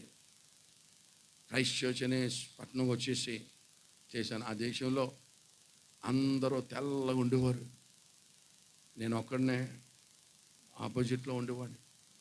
వాళ్ళకి నలుపు అంటే ఇష్టమంట, ఆ సంగతి నాకు తెలియదు. నలుపు అంటే చాలా ఇష్టమంట, తెలుపు అంటే అసలు ఇష్టపడదంట. వాళ్ళ పాపం గంటలు గంటలు ఎండలో ఉండి మట్టి రాసుకునేవారు, నల్లగా అవుదామని, నలుపు అవుదామని గంటలు గంటలు ఎండలో ఉండి మట్టి రాసుకునేవారు. నేను తెలుపు అవుదామని కనపడిన క్రీమెల్లో రాసేవాడిని. వాళ్ళు నలుపు అయ్యేవారు కాదు, నేను తెలుపు అయ్యేవాడిని కాదు. దేవుని బిడ్డలారా అలా అనేవారు. నేను క్రైస్ట్ చర్చ్లో మాట్లాడుతూ ఉంటే, hey you black man, you came from the third world country, you came from a poor nation, you came from India, you know English man అనేవారు. అరే నువ్వు ఇండియా నుంచి వచ్చావు, అంత పేద దేశం నుంచి వచ్చావు, నీకు ఇంగ్లీష్ వచ్చా, నువ్వు మాట్లాడితే మేము వినాలా అనేవారు. నేను మనసులో అనుకున్నాను, ప్రొవైడ్ ఎక్కువ వాగుతున్నాడు, మైక్ ఇచ్చేదాకా ఉంచిన ఆయన మనసులో అనుకుని. తర్వాత అకార్డెంట్ చెస్టర్టన్ అకార్డెంట్, మిల్టన్ అకార్డెంట్, బైరన్ అకార్డెంట్, కీట్స్ అని లిటరేచర్లో బైబిల్లో లిటరేచర్ కోట్ చేస్తుంటే దొరలు డోర్ అవలించేసి, అయ్యి బాబు ఇన్ని పుస్తకాలు ఎప్పుడు చదివేసి ఎంత లాంగ్వేజ్ నీకు ఎక్కడ వచ్చిందో మాకు అర్థం అవ్వట్లేదు అన్నారు. అప్పుడు అన్నాను, ఇది చిన్నప్పటి నుంచి తుప్పల దగ్గర స్టార్ట్ చేశాను రా. చిన్నప్పుడు తుప్పలు చెప్పేసివ్వండి ఇంగ్లీష్. నేను పొలాల్లోకి వెళ్ళిపోయి కర్ర తీసుకొని డిక్టేషన్ ఇచ్చేవాడిని తుప్పలకి. తర్వాత సడన్గా వచ్చింది కాదు, దేవుడు ఇచ్చాడు ఇది కృప అని అక్కడ చాలా కాలం సేవ చేశాను. చాలా కాలం సేవ చేసిన తర్వాత ఇండియా వచ్చేసానండి. ఇండియా రాగానే మా ఆవిడేమందంటే, చాలా కాలం ఫారెన్లో ఉండొస్తున్నావు, కొంచెం రంగు వస్తావు అనుకున్నాను అంది. నేనన్నాను, మన దేవుడు మారని దేవుడు, మన రంగు మారదా, అటువంటి ఆశలు ఏం పెట్టుకోక అని చెప్పి ఇండియా వచ్చేసి యూత్ ఛాలెంజ్ అనే ఆర్గనైజేషన్ స్టార్ట్ చేశాను. యవ్వనుల సవాల్, యూత్ ఛాలెంజ్. మా ఆవిడ ఒకతే కూతురు, మా మామగారు పోర్టులో ఆఫీసరు. మా మామగారు మా ఆవిడికి చాలా బంగారం ఇచ్చాడు, మోర్ దెన్ 1.5 kg పైన ఉంటుంది, కేజీన్నర. చాలా గొలుసులు, గాజులు, హారాలు చాలా ఇచ్చాడు. నేనేం చేసేవాడిని అంటే యూత్ రిట్రీట్స్ కండక్ట్ చేసేవాడిని. కండక్ట్ చేసి first prize gold medal, second prize silver medal, third prize bronze medal అని గోల్డ్ మెడల్ మినిస్ట్రీ పెట్టేవాడిని. Gold medal youth meetings. నేను మీటింగ్ పెట్టినప్పుడల్లా మా ఆవిడ గాజులు కానీ గొలుసు కానీ ఇచ్చేది, కరిగించి బంగారు పథకం చేసేవాడిని. ఈ గోల్డ్ పట్టుకెళ్ళిపోదామని యూత్ తెగొచ్చేసేవారు. నేను సువార్త చెప్తే అడ్డంగా దొరికిపోయేవారు. చాలామందిని దేవునిలోకి నడిపించి, చాలామందిని దేవుని సేవలోకి నడిపించాను. ఇంచుమించు 150 మంది సేవకులను తయారు చేశాను. 308 సంఘాలు స్థాపించడానికి దేవుడు సహాయం చేశాడు. ఇలాగున మా అత్తగారి సొమ్ము అల్లుడి నారాయణ మీద అంటారు చూడండి, మొత్తం మీద చాలాసార్లు మా ఆవిడ అలా చేసింది. ఇలాగనే సేవలో నడిపించాను. చాలా సెన్సిటివ్ ఏరియాస్లో నేను మాట్లాడుతూ ఉంటాను. చాలా సెన్సిటివ్ ఏరియాస్లో మాట్లాడుతుంటాను. నా మీదకి 2-3 సార్లు కూడా అటాక్ ట్రై చేశారు, దేవుడు తప్పించాడు. ఒకసారి కాకినాడలో మహాసభలో మాట్లాడుతున్నాను, పెద్ద బ్యాచ్ వచ్చేసింది కొట్టేయడానికి, కర్రలో పట్టుకొని. దేవుని బిడ్డలారా, ఎవడో ఐడియా ఇచ్చాడంట, కొట్టేసే ముందు లైట్లు ఆర్పేసి కొట్టేద్దామని. లైట్లు ఆరితే నేను కనపడతానా, నా పక్క నుంచి వెళ్ళిపోయారు, ఏడురాడు అన్నాడు. ఎత్తుక్కోండ్రు ఎదవల్లారని. అండ్ మన కొడతానికి వచ్చినట్టు పెద్ద లైట్ తెచ్చుకోవాలితో ఉన్న లైట్ ఆరిపోతాడా, మనం మెరిసిపోతున్నామా ఇక్కడ, ఆ మాత్రం తెలివితేటలేవి అన్న. ఇంటికి వెళ్ళి ప్రార్థన చేశాను, ప్రభువా ఆ లైట్లు ఆరిపేదామన్నాడు ఎవడో, కానీ అన్నన్నా రక్షించి తండ్రి, ఆడు వల్లనే కాపాడబడ్డాను ప్రభువా, నల్లగా ఉండబట్టుబడి కాపాడు, తెల్లగుంటే తన్నులు తినేది, ఎంత గొప్ప దేవుడు నాయన అని దేవునికి స్తోత్రం చెప్పాను. హల్లెలూయా. అలా చాలాసార్లు నన్ను దేవుడు తప్పించాడు. ప్రియులారా, నా పేరు అలెగ్జాండ్రియో గిసపాంటోనియో ఎనాస్థీషియో వాల్టర్ ఇగ్నోసస్ స్టీవెన్ నాక్లైన్. అది నా పూర్తి పేరు. ఏ నరుడు పలకలేడు. మా పేరెంట్స్ లేస్ బిజినెస్ చేసేవారు. నరసాపురం లేస్ బిజినెస్కి ఫేమస్. అసలు ఆ మాటే మీకు తెలియదు అనుకుంటాను. హ్యాండ్మేడ్ కాటన్ లేస్ గూడ్స్ అని బ్రిటిషర్స్ వాళ్ళు భోజనం చేసే ముందు సాసరస్ కింద ఈ హ్యాండ్మేడ్ లేస్తో చేసినటువంటి bed spreads, lunch on sets, dinner sets, pillow covers అంతా కూడా లేస్తో తయారు చేసి వాడేవారు. చాలా రిచ్ పీపుల్ వాళ్ళు. అవి మా పేరెంట్స్, మా ఫాదరు ఇలినాయిస్, న్యూయార్క్, ఇండియానాపాలిస్, జార్జియా, కొన్ని స్టేట్స్కి అమెరికాలో, అలాగే ఇంగ్లాండ్లో కొన్ని ప్రాంతాలకు పంపించేవారు అనమాట. పంపిస్తే మా ఉత్తరం రాశారట, ఇలా పిల్లోడు పుట్టాడు అని. పిల్లలు పుట్టగానే ఉత్తరాలు రాసితే ఆ దొరలు పేర్లు పెట్టేవారు. పలానా పలానా పేరు పెట్టండి అని. మా కస్టమర్స్ అందరూ కలిపి వాళ్ళ పేర్లన్నీ రాశారట. ఆ పేర్లన్నీ రాస్తే మా అమ్మ చెప్పింది, ఒరే నీకు ఒరిజినల్గా ఇంత పేరు, పొడుగు పేరు అని చెప్పింది. ఏంటంటే అలెగ్జాండ్రియోస్ ప్యాంట్రోనియో ఎనాస్థేషియో వాల్టర్ ఇగ్నోసిస్ స్టీవెన్ నాక్లే అన్నారు. అమ్మ ఎవడన్నా పెరుగుతాడంటే మన దేశంలోనే, ఎవరు పలకలేకపోతాడని నేనే తీసేసి స్టీవెన్ అని పెట్టుకున్నాను. అది కూడా సరిగ్గా పలకలేదు. కొంతమంది సీమోన్ అంటారు, తీపేన్ అంటారు, ఏదో రకాల బ్రూఫెన్ లాగా. ఒకసారి హాస్పిటల్కి వెళ్ళాను. హాస్పిటల్కి వెళ్తే చీటీలు రాసి అప్పుడు పేరు అడిగింది. పేరు అడిగితే స్టీవెన్ అని చెప్పాను. ఆవిడ అంది పూర్తి పేరు చెప్పాలండి అంది. నేను అన్నాను, చెప్తే నువ్వు రాయలేవా అమ్మా అన్న. ఆవిడ అంది, నా మొహం చూస్తే పేరు రాయలేదని కనిపించాను అనుకుంటున్నావా? గవర్నమెంట్ ఉద్యోగం ఎలా చేస్తున్నాను కూడా చదువుకోలేదు అనుకుంటున్నావా? నానా మాట్లాడుతుంది. నేను మనసులో అనుకున్నాను, ఈవిడ పని మా షర్ట్ ఎదిగి ఉంది, సరే రాసుకోతే అన్నాను. చెప్పి అంది. అలెగ్జాండ్రియోస్ ప్యాంట్రోనియో ఎనాస్థేషియో వాల్టర్ ఇగ్నోసిస్ స్టీవెన్ నాక్లే అన్నాను. అంటుంది పేరు చెప్పమంటే పద్యమాపు చెప్తున్నావు ఏంటంట. పేరు చెప్పమంటే ఏదో పద్యమాపు చెప్తున్నావు ఏంటి బాబు అంటుంది. అదే నా పేరు రాస్తావా రాయవా అన్నాను. అయ్యి బాబు ఇంత పడుకుంటుంది ఏంటి అంటుంది. మరి రాయి, నా మొహం చూస్తే పేరు రాలేదని కనిపించాను రాయి అన్నాను. అయ్యి బాబు మీకు దండమండి అంటుంది. అప్పుడు చెప్పాను, నా పేరు మా ఆవిడికే రాదా, మా ఆవిడికే నా పేరు రాదు, మా పాపకు తప్ప ఎవరికే రాదు. కానీ ఎవరు పలకలేకపోతున్నారని స్టీవెన్ అని పెట్టుకున్నాను. అదన్నా సరిగ్గా పలకడం మీకు దండం పెడతాను. క్రైస్తవ పేర్లు కూడా బాగా పలకాలు నేర్చుకోవాలి. ఒక ఊరిలో ఒక కుర్రోడికి గెల్బర్ట్ అని పేరెట్టారు. అండ్ ఒరే గెలబోటు అని పిలుతున్నారు. ఎంత దారుణం అండి. ఎక్కడ గెల్బర్ట్, ఎక్కడ గెలబోటు. ఇంకోటికి రూజ్ బెల్ట్ అని పెట్టాను. అండ్ ఒరే లూజ్ బెల్ట్. అలా కూనీ చేసుకుని అతమాను, సీను, సాయే కాదు, క్రిస్టియన్ నేమ్స్ కూడా పలకాలి. ఓకే, నా పేరు చెప్పండి ఏంటి, స్టీవెన్. నేను వెళ్ళే లోపు కనుక నా పేరు ఎవరని చెప్తే మీకు 1000 రూపాయలు ఇస్తాను. అలెగ్జాండ్రియోస్ ప్యాంట్రోనియో ఎనాస్థేషియో వాల్టర్ ఇగ్నోసిస్ స్టీవెన్ నాక్లే. నేను వెళ్ళే లోపు కనుక చెప్తే ఫోన్పే చేస్తాను 1000 రూపాయలు. మధ్యలో చెప్తే కంటగడతావా, 1000 రూపాయలు కొట్టేద్దామని. హల్లెలూయా. దేవుని బిడ్డలారా,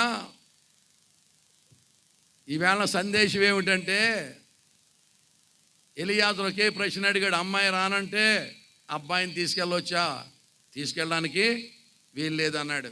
ఎస్ యువర్ ఆనర్ అని బయలుదేరాడు. ఇక్కడి నుంచి మీరు వినాలి ప్రియులారా. ఎలియాజరు బయలుదేరుతున్నాడు. పెళ్లి కొడుకుని పట్టుకెళ్ళట్లా, ఫోటో పట్టుకెళ్ళట్లా, ఇల్లు చూపులు లేవు, పెళ్లి చూపులు లేవు, పెళ్లి కూతురుని తేవాలి. ఇది ఎలియాజరు మీద ఉన్న బాధ్యత. That was a responsibility on the shoulders of Eliezer. He was not taking. పెళ్లి కొడుకుని తీసుకెళ్ళట్లా, ఫోటో పట్టుకెళ్ళట్లా, వాట్సాప్ లేదు, ఇల్లు చూపులు లేవు, పెళ్లి చూపులు లేవు. అమ్మాయిని ఒప్పించి వాళ్ళందరినీ మెప్పించి ఒంటెక్కించి పిల్లని తేవాలి. ఇది ఎలియాజరు మీద ఉన్న బాధ్యత. చార్లెస్ స్పర్జన్ గారు అన్నాడు, దీంట్లో చాలా మర్మగర్భితమైన సువార్త ఇమిడి ఉన్నదన్నాడు. పైకి తేటగా అలా కనిపిస్తున్నప్పటికీ కూడా ఈ ఎలియాజరు యొక్క పనిలో మనందరికీ పాఠాలు ఉన్నాయన్నాడు. దేవుని బిడ్డలారా, ఎలియాజరు ఏమి పట్టుకెళ్ళకుండా ఎలాగూ తేగలడంటే ఒకే ఒక ఆప్షన్ ఉంది ఆయనకి. ఇస్సాకును గురుండి, అబ్రహామును గురుండి ఏమండి వారిని వర్ణించి వారి కథ చెప్పి వారు వృత్తాంతమంతా చెప్పి, వారి సాక్ష్యం చెప్పి, అమ్మాయిని ఒప్పించి, బంధువుల్ని మెప్పించి, ఆమెను ఒంటెక్కించుకొని తీసుకురావాలి. He has to tell the story of Isaac and Abraham, how God blessed them, how God chose them, and what are the characteristic features of Isaac. దేవుని బిడ్డలారా, that is the only option Eliezer has. Charles Spurgeon గారు అంటున్నాడు, ప్రియులారా దేవుని సంఘమా, అదే బాధ్యత, ఏ బాధ్యత అయితే ఎలియాజరు మీద ఉందో అదే బాధ్యత ఈవేళ దేవుని సంఘం మీద ఉంది. దేవుని బిడ్డలారా, ఎలియాజరు వెళ్ళి ఇస్సాకు యొక్క గుణగణాలు, గుణాతిశయాలు ప్రచురం చేసినట్లుగా మనము ఈవేళ పరమ ఇస్సాకు అయినటువంటి ప్రభు అయిన యేసు క్రీస్తు యొక్క గుణాతిశయాలను ప్రచురం చేస్తూ చీకటిలో ఉన్న వారిని అనేకులను ఆకర్షించి తీసుకురావాల్సిన బాధ్యత మన మీద ఉందన్నాడు చార్లెస్ స్పర్జన్ గారు. దేవుని బిడ్డలారా, ఎలియాజరు వెళ్ళాడు, ఒకే ఒక సూచన పెట్టుకున్నాడు. ఆ సూచన అందరూ మనకు తెలుసు. ఏ అమ్మాయి అయితే నాకు నీళ్లు దహానికి ఇస్తుందో, నా ఒంటెలకు నీళ్లు పోస్తుందని పెట్టుకున్నాడు. ఆ పెట్టుకున్న సూచనగా ఇక ప్రార్థన చేయించి ఆమె అనకముందే ఆ సూచన నెరవేరింది. ఇంటికి తీసుకువెళ్ళారు. అయ్యా, ఏమిటి నీ వచ్చిన పని ఏమిటి అని అడిగారు. అడిగితే దేవుని బిడ్డలారా, ఇలాగ రచ్చబండ కార్యక్రమం ఏర్పాటు చేశారు. బంధువర్గాన్ని అంతను పిలిచారు. ఎక్కడి నుంచి వచ్చావు, నువ్వు వచ్చిన వృత్తాంతం ఏంటని అడిగారు. ప్రియులారా, అప్పుడు ఎలియాజరు మాట్లాడడం ప్రారంభించాడు. అయ్యా, నేను అబ్రహామును ఒక యజమానుని యొక్క దాసుడను, ఆయనది ఫలానా ఊరు, మీ ఊరేనట. పూర్వకాలం వాళ్ళ నాన్నగారు, ఆయన పేరు తెరహు అట. ఆయన విగ్రహారాధికుడట, బొమ్మలు తయారు చేసేవాడట. బొమ్మలు తయారు చేస్తూ ఉంటే 3 కొడుకులు తట్టలో పెట్టుకుని ఇంటింటికి తిరిగి బొమ్మలు అమ్ముతూ ఉండేవారట. 3 పెళ్ళిళ్ళు చేశాడట. 2 పిల్లలు పుట్టారు, కానీ ఈ అబ్రాహ్మణ్ ఆయనకి పిల్లలు పుట్టలేదట. ఈ పిల్లలు పుట్టబోవడంతో తన భార్య చాలా డిప్రెషన్లో ఉండేదట. పిల్లల కోసం చాలా తహతలాడుతూ ఉండేదట. తహతలాడుతూ నాకు పిల్లలు కావాలంటూ ఉంటే అబ్రహాము చాలా నిస్సహాయుడిగా ఉండేవాడట. ఇలాగ చాలా డిప్రెషన్లో ఉంటుండగా ఒక దినాన్ని వాళ్ళిద్దరు పడుకుని ఉండగా దేవుడు వారి గదిలోనికి వచ్చాడట. అబ్రహామును లేపాడట. అబ్రహాం ఉలుకుపడి లేచి, ఎవరివై నువ్వు, లోపలికి ఎలాగొచ్చావు, నీకు తలుపు ఎవరు తీశారని అడిగాడట. ఆయన అన్నాడట, నాకు తలుపు ఎవరు తీయక్కర్లేదు, కానీ నీకే తలుపు తీస్తాను, బయటికి రాని తీసుకొచ్చాడట. బయటికి తీసుకొచ్చి నక్షత్రాలు చూపించి విసుగు చూపించాడట. వీటిని లెక్క పెట్టమన్నాడట. నేను లెక్క పెట్టలేను అన్నాడట.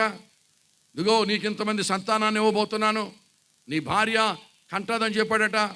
ఆశ్చర్యపోయాడట. అమ్మ, ఈ వార్త ఎప్పుడు చెప్దాం, మా ఆవిడ ఎప్పుడు లేస్తుందని ఆలోచించాడట. తెల్లారు లేచి లేవగానే, ఏమండి, భార్యని పిలిచి, వసేవ్ నువ్వు కంటావంటే అని చెప్పాడంట. అనగానే సడన్గా ఆవిడ, ఏంటి ముసలోడా సడన్గా కంటానంటున్నావు, ఏంటి గొడవ, ఏం జరిగిందంటే, మరి రాత్రి ఒక సంఘటన జరిగిందే. ఒక ఆయన మన లోపలికి వచ్చేసాడు, గోడలో నుంచి వచ్చేసాడు. నీకు తలుపు ఎవరు తీశారని అడిగాను. మాకు తలుపు ఎవరు తీయక్కర్లేదు అన్నాడు. ఏంటి, ఎవడన్నా గోడలో నుంచి వచ్చేస్తాడా, నీకే తలుపు తీస్తాను రాని బయటికి తీసుకెళ్ళాడు. నక్షత్రాలు లెక్క పెట్టమన్నాడు, ఇసుక లెక్క పెట్టమన్నాడు. నేను లెక్క పెట్టలేను అన్నాను. మీ ఆవిడ అంతమంది పిల్లల్ని కంటదని చెప్పాడే, నువ్వు కంటావంటే అంటే ఆవిడంది గోడలో నుంచి వచ్చాడు. నీ ఎలాగున్నాడంటే చూడడానికి సూర్యకాంత పద్మరాగులు ఉన్నాడు. అబ్బబ్బబ్బా నువ్వు కంటావంటే అంటే ఆవిడనిందంట, మరి ఏమైనా కడుపులోకి ఏమైనా మందు ఇచ్చాడా మింగడానికంటే, మందు ఇవ్వలేదు, కానీ ఒక మందు చెప్పాడే. ఏంటో మందు అంటే, మనం ఈ ఊర్లోంచి వెళ్ళిపోవాలంట, వెళ్ళిపోతే కానీ నువ్వు కనవంట అన్నాడట. ఇదేం మందు ముసలాడా, ఈ ఊళ్ళో వాళ్ళందరూ కంటలేదా, ఈ ఊళ్ళో ఉంటే నేను కన్నా, ఊళ్ళో వాళ్ళు కేసు వేరు, మన కేసు వేరే, ఇది నువ్వు ఖచ్చితంగా ఊళ్ళోంచి బయటికి వెళ్ళిపోతేనే కంటామంటే ఆవిడ 4-3 సార్లు అడిగిందంట. ప్రమాణం చేయించుకుందంట. నిజం చెప్పు, పిల్లలు పుడతారంటే నూతిలో దిగమంటే నూతిలో దిగుతాను, గోతులో దిగమంటే గోతులో దిగుతాను, నిజం చెప్పు అంటే నా మీదొట్టే నీ మీదొట్టే, వచ్చినోడు మామూలుడు కాదు, గోడలో నుంచి వచ్చేసాడే బాబు, ఊళ్ళో నుంచి వెళ్ళిపోతే కంటామంటే మూటమ్ములు సర్దేసిందంట. ఊరోళ్ళు అందరూ చూసి ఆశ్చర్యపోతున్నారంట. ఎక్కడన్నా చెప్పకుండా పోతున్నారంటే మా ఆవిడ కంటదంట అన్నాడంట. ఇదేం కండవరా అంటే, ఈ ఊళ్ళో ఉంటే కందా అని అడుగుతున్నారంట. మా ఆవిడ ఈ ఊళ్ళో ఉంటే కనదంట అన్నాడంట. మరి ఊళ్ళో వాళ్ళందరూ కట్టినారు కదా అంటే, మీ కేసు వేరు, చెప్పరేంటండి, మీ కేసు వేరు, మా కేసు వేరురా బాబు, ఇది కంప్లీట్లీ డిఫరెంట్. మరి ఎక్కడికి వెళ్ళిపోతున్నారా, ఊళ్ళో కథా కమిషన్ ఏదని చెప్పాలంటే అడ్రస్ చెప్పండి అంటే, ఏమో అడ్రస్ తెలియదు మాకు, ఎక్కడికి వెళ్ళిపోతాం మాకు తెలియదు, కానీ ఎక్కడికి వెళ్తామో తెలియదు ఏంటి, ఇదేం ప్రయాణం అంటే మాకు తెలియదు కానీ తీసుకెళ్తున్నప్పుడు తెలుసు అబ్బాయి అని చెప్పేసి ప్రయాణం అయిపోయారంట. పుట్టుడు ఆశతోటి శారమ్మ కంటానని చెప్పి వచ్చేసిందంట. చాలా సంతోషంగా ఉందంట, గొప్ప ఎక్స్పెక్టెన్సీతో ఉందంట. కానీ సంవత్సరాలు గడిచిపోతున్నాయి కానీ ఎక్కడా గర్భవతి అవడం కాలం కనపడలేదట. ఇక ముసలోడు వెంట్రుకలు పీకేయడం మొదలెట్టిందంట.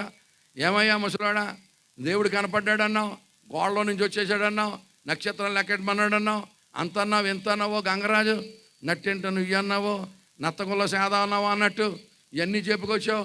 ఏడు నీ కనపడ్డవాడు ఏడి, నాకు కడుపేదంటుందంట. ఏమే కనపడ్డాడే, తీసుకొద్దామంటే పక్క ఊరికైనా పైనుంచి వచ్చాడు, నేను ఎక్కడ వెళ్ళినా ఉండే ఉండే ఉండే అని వాడంట. అలా పాపం చాలా కాలం ఆవిడ కనిపెట్టి ఇంకా ముసలోడు ఉన్న 4 గంటలు పీకేసిందంట. ఇక ఈడు గుండె అయిపోయిందంట. దేవుని బిడ్డలారా బుర్ర తినేస్తుందట. ఇవన్నీ వచ్చినాడు ఏం కనపట్టలేదట. ఇక ఆవిడ అన్నదట, నీ దేవుడికో దండం, నీకో దండం, నీ కనపడ్డవాడికో దండం, నీకో దండం నాయన, ఇక నాకు పిల్లలు పుట్టడం సాధ్యం కాదు, కానీ నువ్వు పని చేయి, నేను ప్లాన్ ఇస్తాను. నేను ప్లాన్ చేశాను ఏంటంటే నీకే మళ్ళా పెళ్లి చేస్తానందట. పెళ్లి చేస్తానంటే ఈ వయసులో నాకు పెళ్ళి ఏంటి అనుకున్నా. ఆహా నా పెళ్ళంట, నువ్వు ఎంత మంచిదాను అనుకోలేదే. నువ్వే సంబంధం చూసి, నువ్వే క్యాటరింగ్ పెట్టుకుని, నువ్వే కార్డులు కొట్టించి, నువ్వే పెళ్లి చేస్తానంటే ఇదే మిక్కిలి అనుకూల సమయము. నేడే చెప్పట్లేదు, నేడే రెండవ పెళ్ళి. నువ్వు ఎంత మంచిదాను అనుకోలేదు, నువ్వే సంబంధం చూసి పెళ్లి చేస్తానని నొప్పా సరిపా, ఇంకెంతకంటే ఆఫర్ ఏంటని మనోడు సై అనేసాడట. దేవుని బిడ్డలారా, ఆవిడ యొక్క దాసీనే ఇచ్చి పెళ్లి చేసిందంట. ఆవిడ లక్కీ ఏంటంటే చేయగానే నెల తప్పిందంట. ఇక నెల తప్పడంతో అది భూమి మీద నడవట్లేదట. ఇక దాని వయ్యోరం ఇంత అంతా కాదంట. ఇక శారమ్మను నానా మాట్లాడడం మొదలెట్టిందంట. అప్పుడు శారమ్మ పశ్చాత్తాపడి, నా మొగుడిని తీసి నీకు ఇచ్చానే, నా ఉసురు నీకు తగులుతుందిలే, నువ్వు ఎలాగ అయిపోతావు అనుకోలేదు, పనికి మాలిందానా, నీకు పుడితే పిల్లని పెంచుకుందాం అనుకున్నానే, నువ్వు ఎలా మారిపోయావే అని చాలా పశ్చాత్తాపడిందంట. మొత్తం మీద కొడుకు పుట్టాడంట. కొడుకు పుట్టి ఆడు ఎటువంటి అంటే, ఆడితో ఎవడన్నా మాట్లాడితే రాయెట్టుకుని మాట్లాడాలంట. ఆడు అడుగుగాడి స్వభావం అంటే స్వభావం కలవాడట. మొత్తం మీద పిల్లోడు ఎదుగుతున్నాడు, గొడవలు అయిపోతున్నాయి. ఏమంటే రభస అయిపోతుంది ఇంట్లో. శారమ్మని చాలా నీచంగా చూస్తున్నారు. బయటికి తోలేశారు, ఒకసారి పిల్లోడితో పాటు దాన్ని కూడా తోలేశారు. ఇలాగ అయిపోతూ ఉంది. ఏమండి గొడవలు అయిపోతున్నాయి. ఈలోపు బాగా ముసలైపోయింది. తర్వాత మళ్ళా ఆయన కనిపించాడట. ఆ ఊళ్ళో కనపడ్డ ఆయన మళ్ళీ వచ్చాడట. అబ్రామా బాగున్నావు, అయ్యి బాబు మళ్ళీ వచ్చావా తండ్రి, నీకు దండవరా నాయన, నీ మాటినే నాకు పంపులు పోయింది, మళ్ళీ ఇప్పుడు వచ్చావా నాయన, ఇప్పుడు దాకా ఏమైపోయావంటే, ఏమైపోవడం కదా, ఎందుకు వచ్చావని అడిగాడు. ఎందుకు వచ్చానంటే, అదేరా అబ్రామా మీ ఆవిడ కంటదని చెప్పానడు. బాబోయ్ నీకో దండం నాయనోయ్, నాకంత ధైర్యము లేదు. ఆవిడ ఇప్పుడే నడుమొంగిపోయి ఒళ్ళేమో తోలులాడుతుంటే తలంతా ముగ్గుబొట్టు అయిపోతే ఇప్పుడు కంటదని చెప్పమంటావా, నాకు ఆ ధైర్యము లేదు నాయనోయ్. అప్పుడు నీ మాటనే ఇలాగ బయట తీసుకొచ్చేసి ఉన్న గుండెంతా అయిపోయింది. ఇంకా ఉన్న ఇంట్లో కొత్త పెళ్ళిళ్ళు అయిపోతున్నాయి, పిల్లలు పుట్టేస్తున్నారు. ఇప్పుడు ఆ మాట చెప్తే వింటుంది అనుకుంటున్నావా, నాకు ఆ ధైర్యం లేదన్నాడు. లేదు అబ్రహ్మ వచ్చే సంవత్సరం రోజులు పిల్లలు పుడతాడు చెప్పేశాడా, ఆయన వెళ్ళిపోయాడట. ఆయన వెళ్ళిపోయిన వరకు ఉండి ఏమంటే అబ్రహాము ఆ ఆవిడతో చెప్పడానికి ప్రయత్నం చేస్తాడంట. రోజు పిలుస్తున్నాడు, వసేవ్ నీతో మాట్లాడాలంటాడట, ధైర్యం చాలదంట. వసేవ్ నీతో మాట్లాడాలంటాడట, ధైర్యం చాలదంట. ఓ రోజున అన్నట్టు, ముసలోడా రోజు పిలుస్తున్నావు, ఏదో చెప్పాలనుకుంటున్నావు, చెప్పలేకపోతున్నావు, ఏంటి సంగతి నిలదీస్తే అదేనే. అప్పుడు మన ఊళ్ళో కనపడ్డాడు కదా, గోడలో నుంచి వచ్చేసాడు. ఆయన మళ్ళీ వచ్చాడా, వచ్చి ఏం చెప్పాడంటే అదేనే అంటున్నాడంట. చెప్పట్లేదంట. ఏంటి వచ్చి మళ్ళీ ఏం చెప్పాడంటే అదే అంటున్నాడంట. ఏంటి అదే సరిగ్గా చెప్పాయా అంటే అదేనే నువ్వు అంటున్నాడని చెప్పట్లేదంట. ఏంటి అదేనే నువ్వు అంటావు, అదే నువ్వు కంటావు అని చెప్పాడని టక్మని చెప్పేసి బయటికి వెళ్ళిపోయాడంట. ఆ సీన్లో ఉండకూడదు అటువంటిప్పుడు చెప్పేసి వెళ్ళిపోయాడంట. ముసలాడా నీకు సిగ్గులేదట, చెప్పినోడికి సిగ్గు లేకపోతే నీకన్నా సిగ్గులేదట. నేనేమో తోళ్ళాలాడుతుంటేనే తల ఏమో ముగ్గుబొట్టు అయిపోయి నేనే ఎడుతుంటే ఈ టైంలో మళ్ళీ కడుపేసి తిరగమంటావా, నాకు కడిపోతుందా, చెప్పినోడికి సిగ్గు లేకపోతే నీకు సిగ్గులేదందంటే ఏమో అని చెప్పాడే. నేను మరీ చెప్పనని చెప్పానే, నువ్వు తిడతావని కూడా చెప్పానే, చెప్పేసి వెళ్ళిపోమన్నాడు. చెప్పేసాను ఆయన చెప్పేసాడట. చెప్పేసిన వరకు ఉండి నిజంగానే ఆయన చెప్పినట్టు వచ్చే సంవత్సరం ఆ రోజుల్లోకి ఆవిడ గర్భవతి పిల్లోని కన్నదట. ఆ పిల్లోడి పేరే ఇస్సాకు. అమ్మ రెబకా తల్లి, అతని పేరు ఇస్సాకమ్మ. పిల్లోడంటే పిల్లోడు కాదమ్మా. ఈ రోజుల్లో అటువంటి పిల్లోడు మనం ఎక్కడ కనపడ్డమ్మా. ఏమి ముక్కమ్మ, ఏమి రంగమ్మ, గిరజాల తలమ్మ, అబ్బా 6 అడుగులు పైన ఉంటాడమ్మా, మంచి రంగు తల్లి. ఆ పిల్లోడు ఎంత భక్తిపరుడమ్మా. ఓసారి వాళ్ళ నాన్నగారు బలర్పిందవరమ్మని తీసుకుని వెళ్తూ ఉంటే, నాన్నగారు ఇక్కడ మరి కట్టెలు ఉన్నాయి, నిప్పు ఉంది, మరి బలిపశువు ఏదంటే, దేవుడే చూసుకుంటాడు నాయన అని కొండ మీద తీసుకెళ్ళాడట. అక్కడికి వెళ్ళిన వరకుండి, నాయన బలిపశువు నువ్వే అని చెప్పి వాడి కాళ్ళు చేతులు కట్టేసి ఆ బలిపీఠ మీద పడుకోబెడుతుంటే పన్నెత్తి మాట అనలేదటమ్మా. అదే ఈ రోజు పిల్లలైతే ఆ ముసలోని కట్టేసి నరికేసి వచ్చేద్దరమ్మా. అమ్మ నీకు అన్నీ అయిపోయినారు ముసలాడా, నన్ను కట్టేతనంటావేంట్రా అని. ఈ రోజు పిల్లలైతే ఆ ముసలోని కట్టేసి నరికేసి వచ్చేద్దరు తల్లి. పిల్లోడంటే పిల్లోడు కాదమ్మా, పన్నెత్తి మాట అనలేదట. ఆయనకి మళ్ళీ సాయంకాలం ప్రతిరోజు చల్లపూట సాయంకాలం పొలాల్లోకి వెళ్ళిపోయి ప్రార్థన చేసుకుని ధ్యానించి అవుతుందమ్మా. అమ్మ దేవుడు దీవించాడు తల్లి ఆయన్ని, మామూలు దీవెన కాదు. ప్రపంచ ప్రజలందరూ మీ మూలంగా ఆశీర్వాదం పడతారని చెప్పాడమ్మా. ఈ రోగ ప్రజలన్నీ కూడా ఈ దేశాలన్నీ నీకు ఇస్తానని దేవుడు వాగ్దానం చేశాడమ్మా. వాళ్ళ నాన్నగారి బిరుదు ఏంటి తెలుసమ్మా? వాళ్ళ నాన్నగారి పేరేంటి తెలుసా? దేవునికి స్నేహితుడని పేరమ్మా. అటువంటి ఇంట్లోకి వెళ్ళావంటే ఇక మళ్ళీ మా అమ్మ ఏమెడుతుంది, మా నాన్న ఏమెడుతుంది అని వెనక్కి చూడక్కర్లేదమ్మా. ఎన్ని సంవత్సరాలు కూర్చుని తింటే తరగనటువంటి ఆస్తి ఉందమ్మా. పిల్లోడంటే పిల్లోడు కాదమ్మా అని ఎవరు చెప్తున్నారు? ఇదంతా నేను చెప్తున్నానా? ఎలియాజరు అక్కడ చెప్తున్నాడు. ఇదంతా వర్ణించి అమ్మా వెళ్ళేదవా వచ్చేదవా అంటే వెళ్ళేదని అందట. ప్రియులారా, అంతేనండి. ఆయన గుణాతిశయాలు ప్రచురం చేశాడు, దేవుని పిలుపును ప్రచురం చేశాడు, ఇస్సాకు యొక్క ఇస్సాకును వర్ణించాడు. ఏమండి దేవుని పెట్టినారా? ఆడవాళ్ళు ఏం చేస్తారు తెలుసా మీకు? అది వద్దులే, అందులోకి వెళ్ళండి, బయట రాలా. దేవునికి స్తోత్రం కలుగునగా. మొత్తం మీద వర్ణించి అమ్మాయి ఒప్పుకుందంటే ఒప్పుకుంది, వెంటనే పంపించమంటే ఉన్నారంటే నువ్వు ఎక్కడి నుంచో వచ్చావు, ఏదో చెప్పావు, అసలు అమ్మాయి పెళ్ళని మేము అనుకోలేదు, పిల్లని తీసుకెళ్ళిపోతాడంటున్నావు, 10 రోజులు ఉంచమన్నారట. ఆయన అన్నాడు, పని అయిపోయిన తర్వాత ఉంచకూడదండి, నేను వచ్చిన పని అయిపోయింది. మళ్ళీ ప్లగ్గలెట్టి వాళ్ళు ఉంటారు, చెడగొట్టి అభిషేకం ఉంటుంది కొంతమందికి. ఎవడన్నా పెళ్ళి అవుతుందంటే పొలలెట్టి మ్యాచ్ ఉంటుంది. ఆలస్యం అమృతం విషం, అర్జెంటుగా అమ్మాయిని పంపించేయడని మొత్తం మీద వాళ్ళందరినీ ఒప్పించి ఈ పిల్లని మెప్పించి ఒంటెక్కించుకుని తీసుకొచ్చేసాడు. దేవునికి స్తోత్రం కలుగునగాక. దేవుని బిడ్డలారా జాగ్రత్త వినండి, ఎక్కడి నుంచి వినండి. మనిషి అన్న తర్వాత ప్రతివాడు ఏదో ఒక కథను ఆధారం చేసుకుని బ్రతకాలి. అది నాస్తికుడు కానివ్వండి, ఏ మతస్థుడు కానివ్వండి, ప్రతి మనిషి కూడా ఏదో ఒక స్టోరీ, ఏ కథ నమ్మకుండగా జీవించడానికి అవకాశం లేదు. ఈవెన్ దేవుడు లేడనే కథ కానీ, రాముడి కథో, భీముడి కథో, యేసుబాబు కథో, లేకపోతే సాయిబు గారి కథో, లేకపోతే ఈ యొక్క బుద్ధుడి కథో, ఏదో కథ, నాస్తికుల కథో. మనిషి అన్న తర్వాత ఏదో ఒక కథను ఆధారం చేసుకోవాలి. The story you believe is going to play very important role, because the story you believe is going to determine your destiny. నువ్వు నమ్మే కథే నీ యొక్క నిత్యత్వాన్ని శాసిస్తుంది. నువ్వు నమ్మే కథ మీదే నీ నిత్యత్వం ఆధారపడి ఉంది. ఏదో కథ ఖచ్చితంగా నమ్మి తీరాలి. ప్రతి వాళ్ళు ఏదో ఒక కథ నమ్ముతూనే ఉన్నారు. ఏ కథ నమ్మకుండా జీవించడానికి అవకాశమే లేదు.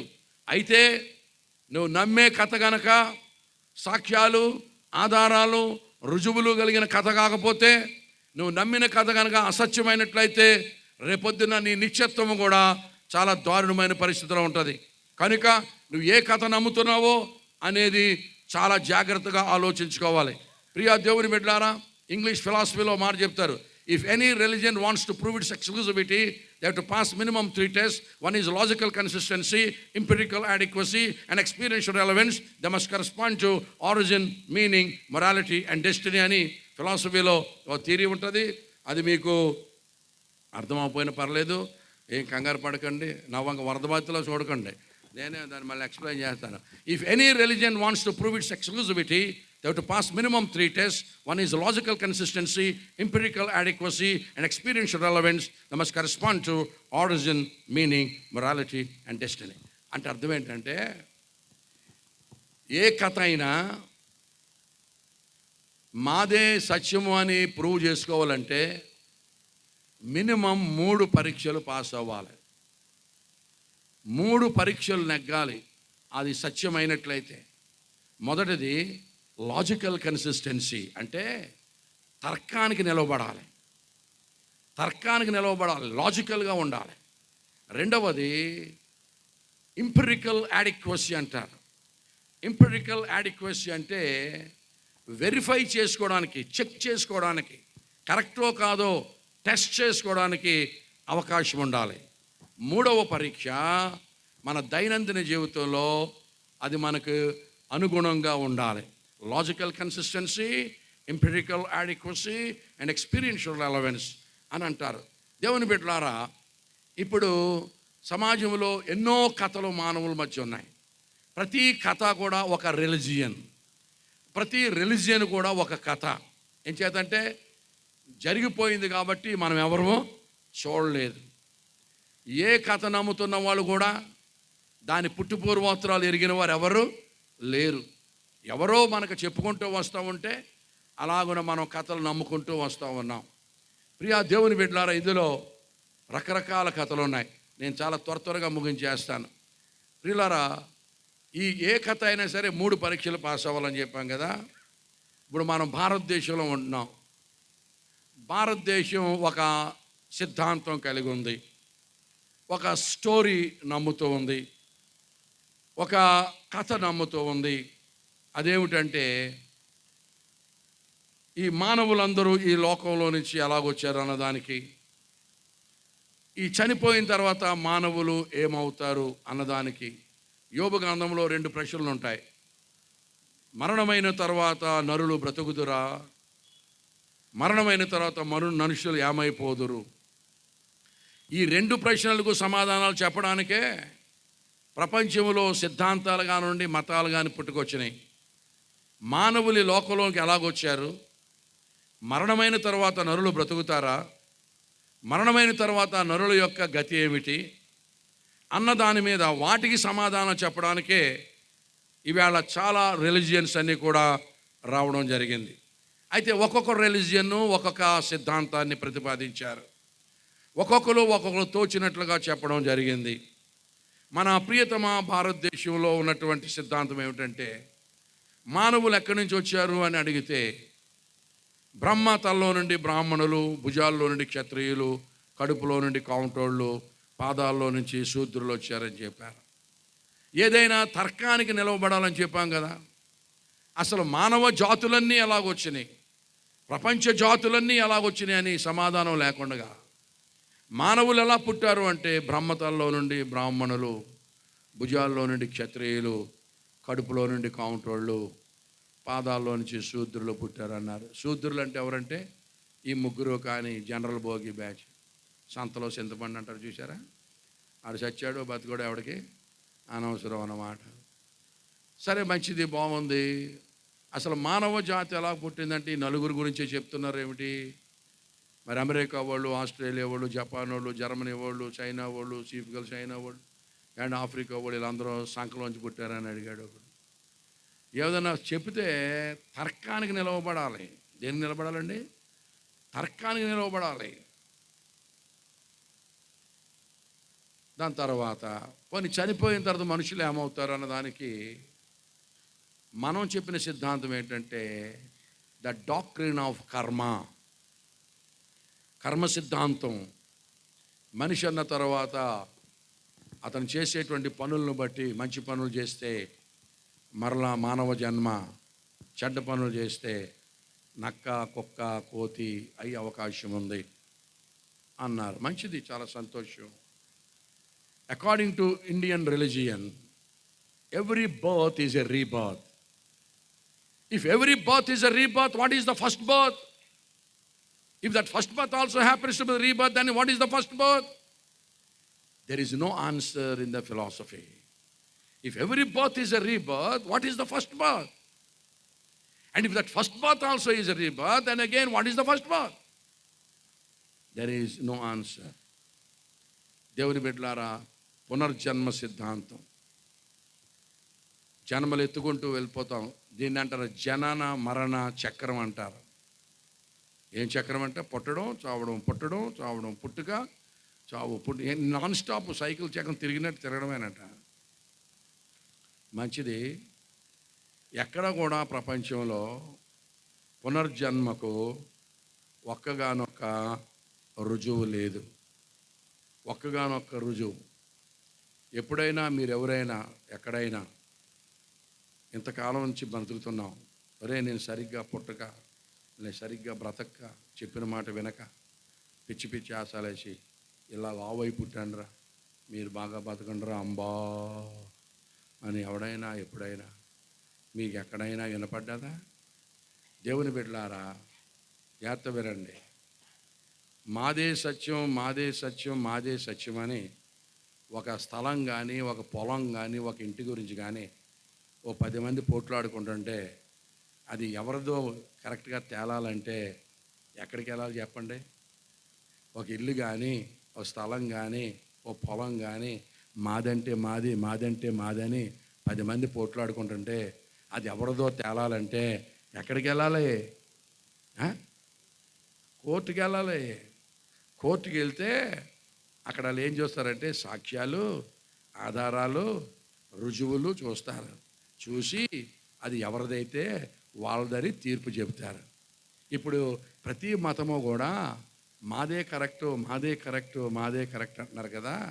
ఈ మతాలన్నింటినీ కానీ ఒకవేళ కోర్టుకి తీసుకెళ్తే సీన్ ఎలా ఉంటుందో మీకు చెప్పాలని నేను ఆశపడుతున్నాను. దేవుని బిడ్డలారా, ఇప్పుడు పునర్జన్మ సిద్ధాంతం ఉంది హైందవులది. అది కోర్టులో కావాల్సింది ఏంటంటే రుజువులు, సాక్ష్యాలు, ఆధారాలు. సరే, మనుషులు ఎలా పునర్జన్మెత్తుతారో ఒకసారి రుజువు చేసి చూపించండి అని జడ్జి గారు అడిగారు అనుకో. సాక్ష్యాలు, ఆధారాలు, రుజువులు కదా కావాలి. అయితే మరి పునర్జన్మను రుజువు చేయడం సాధ్యమవుతుందా? అది సాధ్యము కాదు. They cannot prove that. అలాగే ఇది ఉంది, ఇది బుద్ధిజం ఉంది. బుద్ధిజం ఏమైనా ఉంటుందంటే వాళ్ళు కూడా ఇదే అడాప్ట్ చేసుకున్నారు. పునర్జన్మని అడాప్ట్ చేసుకుని చివరికి ఏంటంటే వాళ్ళ దాంట్లో ద డాక్ట్రిన్ ఆఫ్ నిర్వాణ అంటే గాలిలో కలిసిపోవడం. గాలిలో కలిసిపోవడం, బతికినంతకాలం తినడం, చచ్చిపోయిన తర్వాత గాలిలో నరకము లేదు, మోక్షము, గొడవ లేని పని. నిజంగా అదే కరెక్ట్ అయితే అసలు ఎదురు లేదండి. ఉన్నంతకాలం తింటాం, చచ్చిపోయిన తర్వాత గాల్లో కలిసిపోతే గొడవ లేదు. ఇంకా ఈ ఉపవాసాలు, ప్రార్థనలు, పశ్చాత్తాపం, మారు మనసు గట్రా నైజాంత. కానీ ఎలా కలిసిపోతారో ఒకసారి గాల్లో బుద్ధుడు గారు ఒకసారి చూపించున్నాను అనుకోండి. గౌతమ బుద్ధ, గౌతమ బుద్ధ, గౌతమ బుద్ధ 3 సార్లు పిలుస్తారు కోర్టులకి. బాబు నీ డాక్టర్ని ఏంటి నాయన? నా డాక్టర్ని ఏంటంటే గాలిలో కలిసిపోయిద్దాం. చాలా బాగుంది. ఏది మరి గాల్లో ఎలా కలిసిపోతారో ఒకసారి కలిసిపోయి చూపించండి. కోర్టులో కావాల్సిన ఏంటి? సాక్ష్యాలు, ఆధారాలు, రుజువులు. అప్పుడు బుద్ధుడు అన్నాడట, గాలిలో కలిసిపోమంటే ఇప్పుడు నన్ను చచ్చిపోమంటావా? ఒకవేళ చచ్చిపోయినా కానీ గాలిలో కలిసిపోయిన నీకు కనపడుతుందా అంటే జడ్జి గారు అన్నారు, మరి మమ్మల్ని ఎలా నమ్మంటావు అన్నారట. ఎలా నమ్ము అంటే మాకు అలా తోసింది, మేము అలా రాసుకున్నాం. అంటే మీకు తోస్తే తోసింది కదా, మాకు ఇక్కడ తోయలేదు. ఇక్కడ అందరికీ తొయ్యాలి కదా, నీకు తోయడం ఏంటయ్యా? కావాల్సింది కోర్టులో సాక్ష్యాలు, ఆధారాలు, రుజువులు ఉండాలి తప్ప తొయ్యడాలు ఏమి పనిచేయవు. మరి అయితే సాక్ష్యాలు లేవంటే రుజువులు లేవంటే బయటికి వెళ్ళిపోమన్నారు. మరి పునర్జన్మకు సాక్ష్యాలు ఉన్నాయంటే అది కూడా బయటికి వెళ్ళిపోన్నారు. తర్వాత సాయిబు గారిని పిలిచారట. ఇస్లాంలో సిద్ధాంతం ఏంటంటే మనిషి అన్న తర్వాత కొన్ని మంచి పనులు చేస్తాడు, కొన్ని చెడ్డ పనులు చేస్తాడు. అన్నీ మంచి పనులు చేసేవాడు ఎవడుండడు, అన్నీ చెడ్డ పనులు చేసేవాడు ఎవడు. ఇస్లాం ప్రకారంగా అక్కడికి వెళ్ళిన తర్వాత మంచి పనులు, చెడ్డ పనులు సెపరేట్ చేస్తారట. సెపరేట్ చేసి తూకం వేస్తారట. తూకం వేస్తే మంచి పనులు ఎక్కువ ఉంటే మోక్షంలోనికి, చెడ్డ పనులు ఎక్కువ ఉంటే నరకంలోకి వేస్తారు. అది doctrine. If you want to go to the kingdom of God, your good deeds must outweigh your bad deeds. పలుకుతారా? చెప్పండారా చిన్న చిన్న సెంటెన్స్లు అన్నా. If you want to go to the kingdom of God, your good deeds must outweigh your bad deeds. నీ చెడ్డ క్రియల కంటే మంచి క్రియలు తూకంలో రావాలి, తూగాలి. అప్పుడు నువ్వు మోక్షానికి వెళ్తావు. నాకు ఓ ఫ్రెండ్ ఉన్నాడు ముస్లింని అడిగాను, మీ దాంట్లో ఇలా తూకం వేస్తారంట కదరా, మంచి పనులు చెడ్డ పనులు, మంచి ఎక్కువ ఉంటే నా మోక్షం, చెడ్డ అయితే నరకం అంటున్నారంట కదా, రెండు సమానం అయితే ఎక్కడ వేస్తారా అన్నాడు. ఆవిడది మాకు రాసిలేదు అన్నాడు. ఒకవేళ రెండు ఈక్వల్ వచ్చినాయి అనుకోరా ఎటు వేస్తారన్నా, ఏమో అది రాసిలేదు అన్నాడు. దేవుని బిడ్డలారా, సరే మంచిది తూకం, సరే జడ్జిలో కోర్టులో జడ్జి గారు అడుగుతున్నారు, మంచిది చాలా బాగుంది తూకం మీద వ్యవహారం, ఓసారి మంచి పనులు చెడ్డ క్రియలు సపరేట్ చేసి తూకం వేసి చూపించండి అన్నారని జడ్జి గారు. అవుతుందా? మాకి చూపమంటే మీకు ఎలాగ తెలుస్తుంది? మాకి దగ్గర తక్కడి లేదు, ఎలా చూపిస్తావు? మీకు ఎలాగా మాకి చూపించమంటే మాకు ఎలాగవుతుంది? మరి మీకే లేకపోతే మాకు ఎలా నమ్మంటాం? దయచేసి బయటికి వెళ్ళిపోండి సార్ అని. క్వశ్చనే లేదు, వచ్చేసారు. పునర్జన్మలకి ప్రూఫ్ లేదు, నిర్వాణకి ప్రూఫ్ లేదు, ఈ తూకం మీద వ్యవహారానికి ప్రూఫ్ లేదు. ఇంకో సిద్ధాంతం ఉందో ఈ ప్రపంచంలో ఎక్కువ మంది నమ్మేది, దాన్ని షింటోయిజం అంటారు. షింటోస్ అని వాళ్ళు ఏం నమ్ముతారంటే చచ్చిపోయిన వాళ్ళందరూ కూడా పైన బతుకుతూ ఉంటారట. వాళ్ళకి ఎక్కడి నుంచే బతికిన వాళ్ళే అన్ని సరుకులు పంపుతారట, బట్టలు, పుస్తకాలు, బళ్ళు, కారులు. చచ్చిపోయిన వాళ్ళకి బతికిన వాళ్ళు పంపుతారట. మేము అడిగాము షింటో వాడిని, ఒరే మీ ఓడికి కూడా కారు పంపాలనుకో ఎలా పంపుతారన్నాం. చాలా ఈజీ అండి పాస్టర్ గారు అన్నాడు. ఏంటి ఎలా పంపుతారు కారు అన్నాం. అన్నాడు, ఒక కాగితం తీసుకుంటారట, ఆ కాగితంతో కారు తయారు చేస్తారట, దాన్ని అగ్గిపొలెట్టి గీసేస్తారు, అంటించేస్తారంట, అది బూడిదైపోద్దంట. ఇక్కడ ఆ పేపర్ కారు బూడిదైపోగానే ఒరిజినల్ కారు అక్కడికి వెళ్ళిపోద్దంట. నేను అన్నాను, ఎవరి షోరూంలోంచి వెళ్ళిపోతుందిరా? మరి షోరూంలో కారుకి ఆ ఖాళీ అవ్వాలి కదా, ఏమో ఎవరి దాంట్లోంచి వెళ్ళిపోతే మేము చూడలేం, కానీ అక్కడ ఒరిజినల్ ఇది బూడిది బ్యాచ్. ఇది దేవుని బిడ్డలారా, ఇదంతా అయిపోయిన తర్వాత యేసు ప్రభుని పిలిచారట. బాబు యేసు బాబు, యేసు బాబు, యేసు బాబు అంటే వచ్చాడు కోర్టులో. నీ సిద్ధాంతం ఏంటి నాయన? ఎక్కడ చూసినా నీకైతేలే, గోడ అంటూ ఉంటే చాలు, ఏంటి సువార్త రక్షణ, గోడ కనపడడం పాపం, ప్రతి గోడ మీద నీకైతేలే, ఏంటి అల్లులు, ఏంటి సంగతి ఏంటి బాబు, నీ సిద్ధాంతం ఏంటి నాయన అంటే ఆయన అన్నాడంట, నా సిద్ధాంతం ఏంటి పునర్జన్మ సిద్ధాంతం కాదు నాది, నా సిద్ధాంతం గాలిలో కలిసిపోయే సిద్ధాంతం కాదు, నాది బూడిది సిద్ధాంతం అంతకంటే కాదు, నాది తూకం మీద వ్యవహారం అసలే కాదు. మరి కాదంట, నీదేంటంటే నా సిద్ధాంతం ప్రకారం చచ్చిన వాళ్ళందరూ మరలా లేస్తారన్నాడట. జడ్జి గారు నిలబడి ఏంటి అంట, చచ్చిపోయిన వాళ్ళు మళ్ళీ ఎగుతారా ఏంటి? సముద్రంలో చేపలు తినేసిన వాళ్ళు, ఏమండి కాల్ చేసి బూడిద అయిపోయిన తర్వాత బూడిదట్టుకెళ్ళి గంగలో కలిపేసిన వాళ్ళు, ఏమండి పాతేస్తే మట్టి అయిపోయిన వాళ్ళు మళ్ళీ అందరూ లెగుతారా? నీ సిద్ధాంతమా? మా తాత చచ్చిపోయాడు, మా అమ్మ చచ్చిపోయింది, లెగుతారా అన్నాడట జడ్జి గారు. మీ అమ్మ మీ తాత కాదు, అందరు అమ్మలు అందరు తాతలు మొత్తం లెగుతారు అంటే. ఏంటి జడ్జి గారు ఆశ్చర్యపోయి, కోర్టులో కావాల్సిన ఏంటి సాక్ష్యాలు, ఆధారాలు, రుజువులు కదా, ఏది ఎలా లెగుతారో ఒకసారి లెగిసి చూపించన్నారట. ఆయన అన్నాడంట, లెగిసి చూపించాలంటే పని చేయండి, నన్ను చంపి చూపించండి అన్నాడట. నన్ను చంపండి అంటే అప్పుడు జడ్జి గారు అన్నారంట, ఈయన్ని సిలువేసేయండి అన్నాడట. సిలువేసి చంపేసి సమాజ్ చేసిన తర్వాత 3వ రోజున లేచిపోయి వచ్చేసి జడ్జి గారు ఇదిగో ఇలాగే లెగుతారు అన్నాడంట. జడ్జి గారికి మెంటలో వచ్చేసిందంట.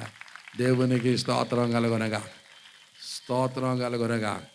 అప్పుడు ఆయన అన్నాడట, ఒరే ఈ కేసులన్నీ తప్పురా అబ్బాయి, ఈడిదే కరెక్ట్ అన్నాడట. దేవునికి స్తోత్రం కలుగునగా. ఆయన మృతుల్లో లేచడం ద్వారా ఏం చేసేటండి, మనకు విశ్వాసానికి ఆధారం కలుగజేశాడు. దేవునికి స్తోత్రం కలుగునగా. హల్లెలూయా చెప్పండి. ఒకసారి నేను కరపత్రాలు పంచుతున్నాను విశాఖపట్నంలో, మంచి మంట మీద ఉండేవాడిని.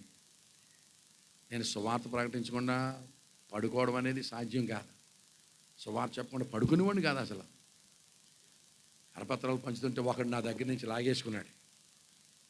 లాగేసుకుని పంచకముందే లాగేసుకుని నలిపేసి తొక్కేసి నా వంక ఎర్రగా చూస్తున్నాడు. ఎర్రగా చూసి అడిగాడు, ఇందులో దేని గురించి రాసి ఉంది అన్నాడు. నలిపేసి పడేసి నన్ను అడుగుతున్నావే చదవచ్చు కదా అన్నాను. నలిపేసి పడేసాడు, నన్ను అడుగుతున్నాడు ఇందులో దేని గురించి రాసి ఉందా అని. మరి నలిపేసి పడేసే బదులు చదవచ్చు కదా అన్నాను. చదవను కానీ ఇందులో యేసుప్రభు గురించే కదా అన్నాడు. అవును, యేసుప్రభు గురించే ఉందా అన్నాను. నీకు ఆయన ఎలా పుట్టాడో తెలుసా అన్నాడు. తెలియపోవడం ఏంటి, బ్రహ్మాండంగా తెలుసా అన్నాను. ఏది చెప్పి ఎలా పుట్టాడో చెప్పా అన్నాడు. పరిశుద్ధాత్మ ద్వారా మరియా అనే కన్యక గర్భము ధరించి యేసుప్రభుని కన్నదన్నాను. నీకేమైనా మెంటలా అన్నాడు. ఏ అన్నాను. పురుషులతో సంబంధం లేకుండా పిల్లలు పుడతారా అన్నాడు. నేను అన్నాను, మనుషులకైతే అసాధ్యం కానీ దేవునికి సమస్తము సాధ్యమే కదా అన్నాను. అంటే ఏమన్నాడు తెలుసా, ఇటువంటి తాడు బొంగోళ్ళు లేని కథలు ఎప్పుడు నమ్మకం, పిచ్చి పిచ్చి కథలు ఎప్పుడు నమ్మకం, ఇక్కడి నుంచి వెళ్ళిపో అన్నాడు. వెళ్ళిపోతాను కానీ వెళ్ళిపోయే ముందు ప్రశ్న అడుగుతాను, సమాధానం చెప్పాను. నాన్న అడగమన్నాడు. కర్ణుడు ఎక్కడి నుంచి పుట్టాడు అన్నాను. చెవులోంచి పుట్టాడు అన్నాడు. చెవులోంచి పుడితే గర్భసంచి గోబలో ఉందా అన్నాను. ఆడికి మెంటలో చేసింది. చెవులోంచి పుడితే గర్భసంచి గోబలో ఉందా అన్నాను. ఏంటి అలాగంటున్నావు ఏంటి అన్నాడు. మరి గర్భసంచి గోబలో ఉండాలి కదా అన్నాను. గర్భసంచి గోబలో ఉంటే ఇంత గోబ అయిపోదా, బిందె అంత ముఖం వేసుకుని తిరుగుతుందా గర్భవతి. ఆవిడ చూస్తే మనుషులు బతుకుతారు, చచ్చిపోరా డామ్ అని. నాకు మెంటలా నీకు మెంటలా అయ్యాలా. నోరు మూసుకుని యేసుప్రభుని రమ్మకారా వచ్చేసాను. దేవునికి స్తోత్రం కలుగును. దేవుని బిడ్డలారా, ఏదో పెద్ద తర్కం అనుకుంటారు ఏంటో. మొన్నోసారి రోడ్డు మీద వెళ్ళిపోతుంటే ఏంటి పెద్ద తాడు పెట్టుకుని అడ్డంగా నిలబడ్డారు. ఆడాడు అడ్డంగా పెట్టేసి డబ్బులు వేయమంటున్నారు. నేను వేయనా అన్నాను. వెయ్యకపోతే తల్లి ఒప్పుకోదు అంటున్నారు. నేనన్నాను ఎత్తే తండ్రి ఒప్పుకోడా అన్నా. తండ్రి ఎవడంటుంది, తల్లి ఎవడా అని. తల్లి ఎవరన్నాను. అదిగో కొండ మీద ఉన్నాను. అదిగో తండ్రి అన్నాను. ఏడాను ఎలా వెళ్ళిపోయినా అమ్మని. అదే వెళ్ళిపోవడం దేవునికి స్తోత్రం. ఎత్తే తల్లి ఒప్పుకోదంట. మరి ఎత్తే కదా తండ్రి ఒప్పుకోడు. ఇక్కడ అయ్యపోతే తల్లి ఒప్పుకోదా. దేవుని బిడ్డలారా, ఏ తర్కమైనా దేవుని ఎదుట నిలబడే అవకాశమే. జాగ్రత్త వినంటారు. ఇక్కడి నుంచి ప్రసంగంలోకి వెళ్తాను నేను. ఇదంతా ఇంట్రడక్షన్ సొమ్మా, ఇదే మరి ప్రసంగం అనుకున్నారు. హల్లెలూయా. బైబిల్ పక్కన జాగ్రత్త వినండి ప్రియులారా. ఈ లోకపు తర్కవాది ఏమయ్యను, ఈ లోకపు జ్ఞాని ఏమయ్యను, ఈ లోకపు ఏమండి ఫిలాసఫర్ జ్ఞాని తర్కము ఏమయ్యను. ఈవేళ దేవుడెవరు ఏది కరెక్టు అని ఆలోచన చేస్తున్నారు. జాగ్రత్త వినండి. దేవునికి ఉండవలసినటువంటి మొట్టమొదటి లక్షణం, if anybody claims the divinity, మొదటి లక్షణం ఏంటి తెలుసా? ప్రపంచ భవిష్యత్ అంతా ముందుగా చెప్పగలగాలి. అది దేవుని యొక్క లక్షణం. వ్యాజ్యమాడుడి అని యెహోవా అనుచున్నాడు, మీ రుజువు చూపించుడని యాకోబు రాజు చెప్పుచున్నాడు. నేను చెప్పినట్లుగా ప్రపంచ భవిష్యత్ అంతా ముందుగా నేను చెప్పినట్లు ఎవరైనా చెప్పగలిగితే నాకులాగా చెప్పండి అని పిలిచాడు. తగువాడమన్నాడు. ఆయన చెప్పాడు, ఈ లోకంలోనికి పలానా రాజ్యాలు రాబోతున్నాయి, పలానా రాజ్యాలు ఇంతకాలం పరిపాలించబోతున్నాయి, పలానా రాజ్యాలు ఈ విధంగా పతనమైపోతున్నాయి అని ఎలా చెప్పుకొచ్చాడు తెలుసా? మొదట బబులోను సామ్రాజ్యం రాబోతుంది. ఆ బబులోను సామ్రాజ్యాన్ని నెబుకద్నెజరు చక్రవర్తి స్థాపిస్తాడు, పరిపాలిస్తాడు. ఆ బబులోను సామ్రాజ్యం పతనమైపోయిన తర్వాత మాదీయుల పారసీకుల రాజ్యం రాబోతుంది. మాదీయుల పారసీకుల రాజ్యం అయిపోయిన తర్వాత గ్రీకుల సామ్రాజ్యం రాబోతుంది. ఆ గ్రీకుల సామ్రాజ్య అధినేత చనిపోయిన తర్వాత ఆయన రాజ్యము 4 భాగాలు అవుతుంది. 4 పంచుకుంటారని చెప్పాడు. అది అయిపోయిన తర్వాత అన్నిటికంటే బలమైన రాజ్యం ఒకటి రాబోతుంది. అది రోమా సామ్రాజ్యము. ఆ రోమా సామ్రాజ్య అంతమ దినాల్లో దేవుని రాజ్య స్థాపన జరుగుతుంది. ఆ రాజ్య స్థాపన 2000 సంవత్సరాలు పైబడి సువార్త అయిన తర్వాత దశరాజ్య కూటమి ఏర్పడుతుంది. దశరాజ్య కూటమి ఏర్పడినప్పుడు ఒక ప్రపంచ నియంత లోకంలోనికి వస్తాడు. అతడు ఇశ్రాయేలు ప్రజలతో 7 సంవత్సరాలు సంధి చేస్తాడు. 7 సంవత్సరాలు సంధి చేస్తాడు, కానీ 3.5 సంవత్సరాలకే సంధి బ్రేక్ అవుతుంది. అప్పుడు కడబోరం రోగగా ప్రభు అయిన యేసుక్రీస్తు లోకంలోకి వస్తాడు. ఇది క్వైట్ అడ్వాన్స్గా ప్రపంచ ఆరంభంలోనే ప్రభు అయిన యేసుక్రీస్తు అనగా తండ్రి అయిన దేవుడు చెప్పేశాడు. దేవుని బిడ్డలారా, పరిశుద్ధ బైబిల్ గ్రంథంలో వ్రాయబడినట్లుగానే బబులోను సామ్రాజ్యం వచ్చింది. నెబుకద్నెజరు పరిపాలించాడు. ఆయన అయిపోయిన తర్వాత మాదీయుల పారసీకుల రాజ్యాలు వచ్చినాయి. ఏమండి, దర్యావేషు, అహశ్వరోషు రాజు వీళ్ళందరూ కూడా పరిపాలించారు. దాని తర్వాత దేవుని బిడ్డలారా గ్రీకుల సామ్రాజ్యం వచ్చింది. ఆ గ్రీకుల సామ్రాజ్యాన్ని స్థాపించిన ఆయన పేరు అలెగ్జాండర్ ది గ్రేట్. ఆయన పెళ్లి చేసుకోలేదు, ప్రపంచమంతా జయించాడు, కానీ దోమ కుట్టి చచ్చిపోయాడు. ఆయన తన సొంత ప్రజలు లేరు, భార్య లేదు, పిల్లలు లేరు. ఆయన చనిపోయిన తర్వాత ఆయన రాజ్యాన్ని 4 జనరల్స్ పంచుకున్నారు. అందులో ఒకటి సెల్యూకస్ నికెటర్, రెండవది టాలమీ, ఇంకొక 2 జనరల్స్, 4 జనరల్స్ పంచుకున్నారు. ఆ సామ్రాజ్యం పతనం అయిపోయిన తర్వాత అన్నిటికంటే బలమైనటువంటి రోమా సామ్రాజ్యం వచ్చింది. ఈ రోమా సామ్రాజ్య స్థాపకుడు జూలియస్ సీజర్ అని మనం చెప్పొచ్చు.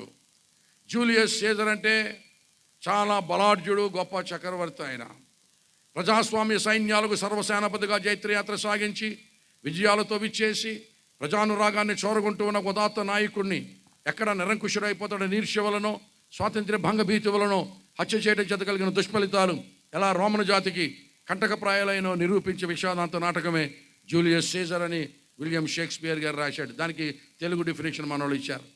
దేవుని బిడ్డలారా, జూలియస్ సీజర్ పుట్టినప్పుడే మొట్టమొదట కడుపు కోసి ఆపరేషన్ చేసి పిల్లోని తీశారు. అతని పేరు సీజర్ కనుకనే ఈ ఆపరేషన్కి ఏమని పేరు వచ్చింది? సెజారియన్ ఆపరేషన్. పాపకి సీజర్ అయింది. సీజర్ అంటే ఆడి పేరే. ఆడు బాగా పెరిగిపోతే కడుపులో డెలివరీ అవ్వకపోతే మొట్టమొదటిసారి కడుపు కోసి పిల్లోని తీశారు. ఆ జూలియస్ సీజర్ స్థాపించాడు రోమా సామ్రాజ్యం. రోమా సామ్రాజ్యం పతనమైపోయే దినాల్లో ప్రియులారా బెత్లెహేములో యేసయ్య జన్మించాడు. దేవునికి స్తోత్రం కలుగునగాక. హల్లెలూయా. బెత్లెహేములో యేసు ప్రభు జన్మించి 34 సంవత్సరాలు 33.5 సంవత్సరాలు ఉన్నాడు. 3.5 సంవత్సరాలు సువార్త ప్రారంభించాడు. ఆ సువార్త ఇప్పుడు రాజ్యమంతా ప్రపంచమంతా ఉంది. జాగ్రత్త వినండి. మొట్టమొదటిసారి యేసు క్రీస్తునాథుడు బెత్లెహేములో ప్రవేశించి గాడిద పిల్లనెక్కి బేదా బిక్కిల్ని వేసుకుని వచ్చి నేను రాజుని అన్నాడు. దేవుని ప్రభువు పేరట వచ్చి రాజు స్తుతింపబడుగాక. ఏమండి, మట్టలట్టుకుని బేదా బిక్కిల్ని వేసుకుని గాడిద పిల్లలు ఎక్కి నేను రాజునంటే జోకున్నారా? ఎంత జోక్ అండి. రాజు అంటే రాజ్యం ఉండాలి, కోటలు ఉండాలి, సింహాసనం ఉండాలి, సైన్యం ఉండాలి, గుర్రాలు ఉండాలి, రథాలు ఉండాలి, రాణులు ఉండాలి, ఉపపత్నులు ఉండాలి, లెక్కకు మించిన ఉపపత్నులు ఉండాలి. ఇది వైభవం అంటే. ఈయనకి గుర్రం లేదు, ఏమండి, రాజ్యం లేదు, కోట లేదు, ఇల్లు లేదు, బేదా బిక్కిలు నేసుకుని ఏంటి ఈత మాట్లాడుకొని ఇదిగో రాజు అంటే పెద్ద జోక్ అంట. నవ్వలేక చచ్చారంట ప్రియులారా, దేవుని బిడ్డలారా.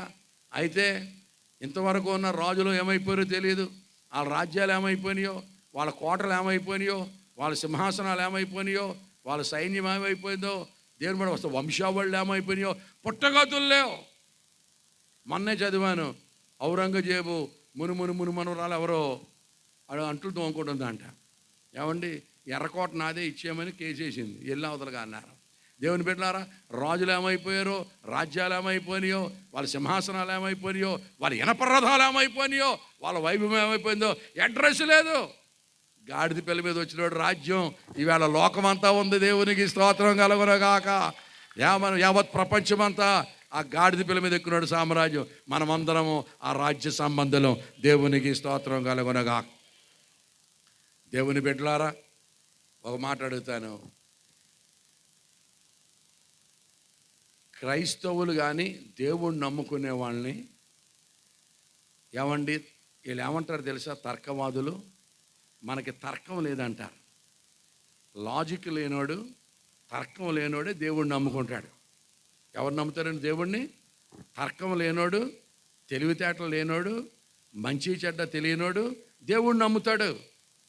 దేవుణ్ణి నమ్మాడంటే అడిగి రీజనింగ్ లేదన్నమాట, అడిగి లాజిక్ లేదన్నమాట. అది వాళ్ళ యొక్క కంక్లూషను. అందుకనే ఈ సమాజాన్ని బాగు చేయడానికి సిద్ధపడిన వాళ్ళందరూ కూడా, సామాజిక కర్తలందరూ కూడా మొదట దేవుడు లేడనే కంక్లూషన్కి వస్తారు. పండితులు, ఉద్దండ పండితులు, దేవుడు ఉన్నాడు అన్నావంటే నువ్వు సమాజాన్ని బాగు చేయడానికి పనికిరావు, లేకపోతే కమ్యూనిజంలో పనికిరావు, లేకపోతే ఎథిజంలో పనికిరావు, లేకపోతే రేషనలిజంలో పనికిరావు, లేకపోతే సమాజాన్ని బాగు చేయడానికి పనికిరారు అనే లెక్కలది. దేవుని బిడ్డలారా, అందుకనే గుర్రం జాషువారు గారి ఏమంటే వాళ్ళు నాస్తికులు అయిపోవడం గల కారణం ఏంటంటే సమాజాన్ని బాగు చేయడానికి. ఆయన గుర్రం జాషువా గారు ఒక కవిత రాశారు, మంచి కవి. ఇది చెప్పేసి ముగించేస్తాను. ఆ కవిత్వం ఆ పోయం పేరు గబ్బిలం. విన్నవాళ్ళు ఆ పేరు విన్నవాళ్ళు చేయబోగతండి, గబ్బిలం. గుర్రం జాషువా గారు రాశారు. ఎంత సూపర్ అంటే అది. ఇక మళ్ళా దాని మీద 2 తెలుగు రాష్ట్రాలలో ఏ కవి కూడా దాన్ని క్రిటిసైజ్ చేయలేదు. ఆ దినాల్లో దళితులకు ఉన్నటువంటి బాధలు, ఇబ్బందులు, వాళ్ళ అంటరానితనం, అస్పృశ్యత, వాళ్ళ పేదరికం, వాళ్ళ నీచమైన బ్రతుకులు కళ్ళ కట్టినట్టుగా ఆయన ఆ గబ్బిలంలో రాశాడు. దాని వృత్తాంతం ఏంటి తెలుసా? ఒక దళితుడి ఇంటికి గబ్బిలం వస్తుంది నైటు. దళితుడి ఇళ్ళు అంటే తలుపులుండవు, ద్వారబంధాలుండవు, కిటికీలుండవు, రెక్కలుండవు, అన్నీ కన్నాలే. ఎట్నుంచి అయినా ఏమైనా రావచ్చు. ఒక గబ్బిలం వచ్చింది, చిన్న దీపం వెలుగుతుంది, దానికి చిమ్మినీ లేదు. ఏమండి, ఆ గబ్బిలం యొక్క రెక్కల చప్పుడికి ఆ దీపం ఆరిపోయింది. ప్రియా దేవుని బిడ్డలారా, అప్పుడు దీపం ఆరిపోయిన సందర్భంలో గబ్బిలంతో మాట్లాడుతున్నాడు ఆయన. గబ్బిలమా, ఇదిగో మా ఇంటికి వచ్చావు కదా, మా దీనస్థితి చూసావు కదా, ఎంత అడుక్కు తింటున్నామో, ఎంత పేదరికమో, ఎంత అస్పృశ్యతో, ఎంత అంటరానితనమో, ఎంత నీచమైన బ్రతుకుతున్నామో కళ్ళ చూసా వచ్చావు కదా మా ఇంటికి. ఓ పని చేస్తావా, నువ్వు శివాలయంలో శివుని దగ్గర వేలాడుతూ ఉంటావు కదా. శివుని దగ్గర వేలాడుతూ ఉన్నప్పుడు శివుని చెవి నీకు చేరువుగా ఉంటుంది కదా. అప్పుడు పూజారి లేని టైం చూసి మా గోడంతా చెప్పవా, మాకు దేవాలయాలకు రావడానికి మాకు అవకాశం లేదు, మమ్మల్ని దేవాలయాలకు రానివ్వరు, మాకు ప్రవేశం లేదు, నువ్వు ఈ సాయం చేసి పెట్టు. నువ్వు శివాలయంలో శివుని విగ్రహం దగ్గర వేలాడుతూ ఉంటావు, శివుని చెవి నీకు చేరువుగా ఉంటుంది, పూజారి లేని టైం చూసి చెప్పు అంటూ ఆ పైంలో రాస్తాడు. బాణుడు దయించిన దారి తప్పేదేవేమో, లైటింగ్ వస్తే మళ్ళీ కళ్ళు కనపడి వెళ్ళిపో అని ఆయన రాస్తేనండి చాలా ప్రాచుర్యం కలిగింది, చాలా ప్రాచుర్యం వచ్చింది. ఎవరు దాన్ని క్రిటిసైజ్ చేయలేరు. మొట్టమొదటిసారి నేను ఒక్కడనే దాన్ని క్రిటిసైజ్ చేసి రాశాను. అయ్యా జాషువా గారు, నువ్వు కబురంపే పక్షికేమో కళ్ళు లేవు, ఆడికేమో చెవులు లేవు, చెవులు లేనోడికి కళ్ళు లేదంతో కబురంపి, అది ఎప్పుడు వెళ్తుంది, ఎప్పుడు చెప్తుందో, ఎప్పుడు బాగుపడతావు, ఇది నువ్వు బాగుపడే రకమేనా? పూజారి లేని వేళ మరి గోజాడవలసిన పని ఏంటి అని చెప్పి నేను పద్యం రాశాను.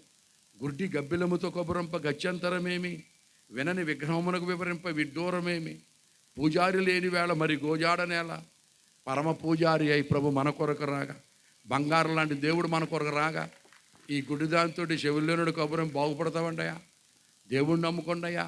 బంగారం లాంటి దేవుడు వచ్చి మన దీనస్థితి చూసి మన భుజాల మీద చెయ్యేసి నేను మీ దేవుడిని పిలుస్తుంటే వెళ్ళకుండగా, నమ్మకుండగా ఏమిటి బాధ?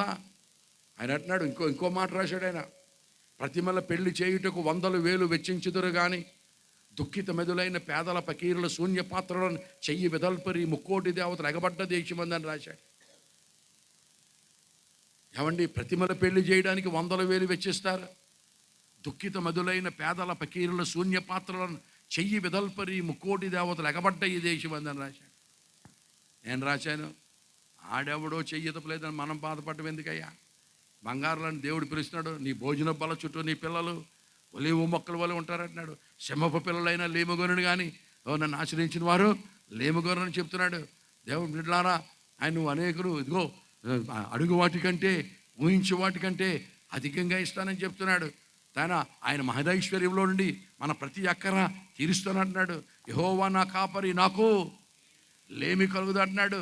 ఏమంటే ఆడెవడో చెయ్యదపలేదని నువ్వు బాధపడటమేంటే?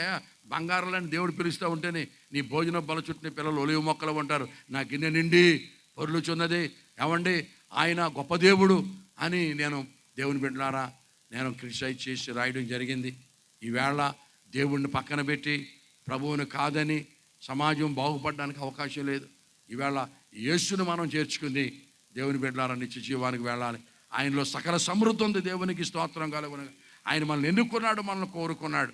ప్రియా దేవుని సంగమా, ఇదిగో కనుక ఈవేళ నేను చెప్పే మాట, మీరు యేసు కథ చెప్పండి. ఏం ఎవరి కథ చెప్పాలి?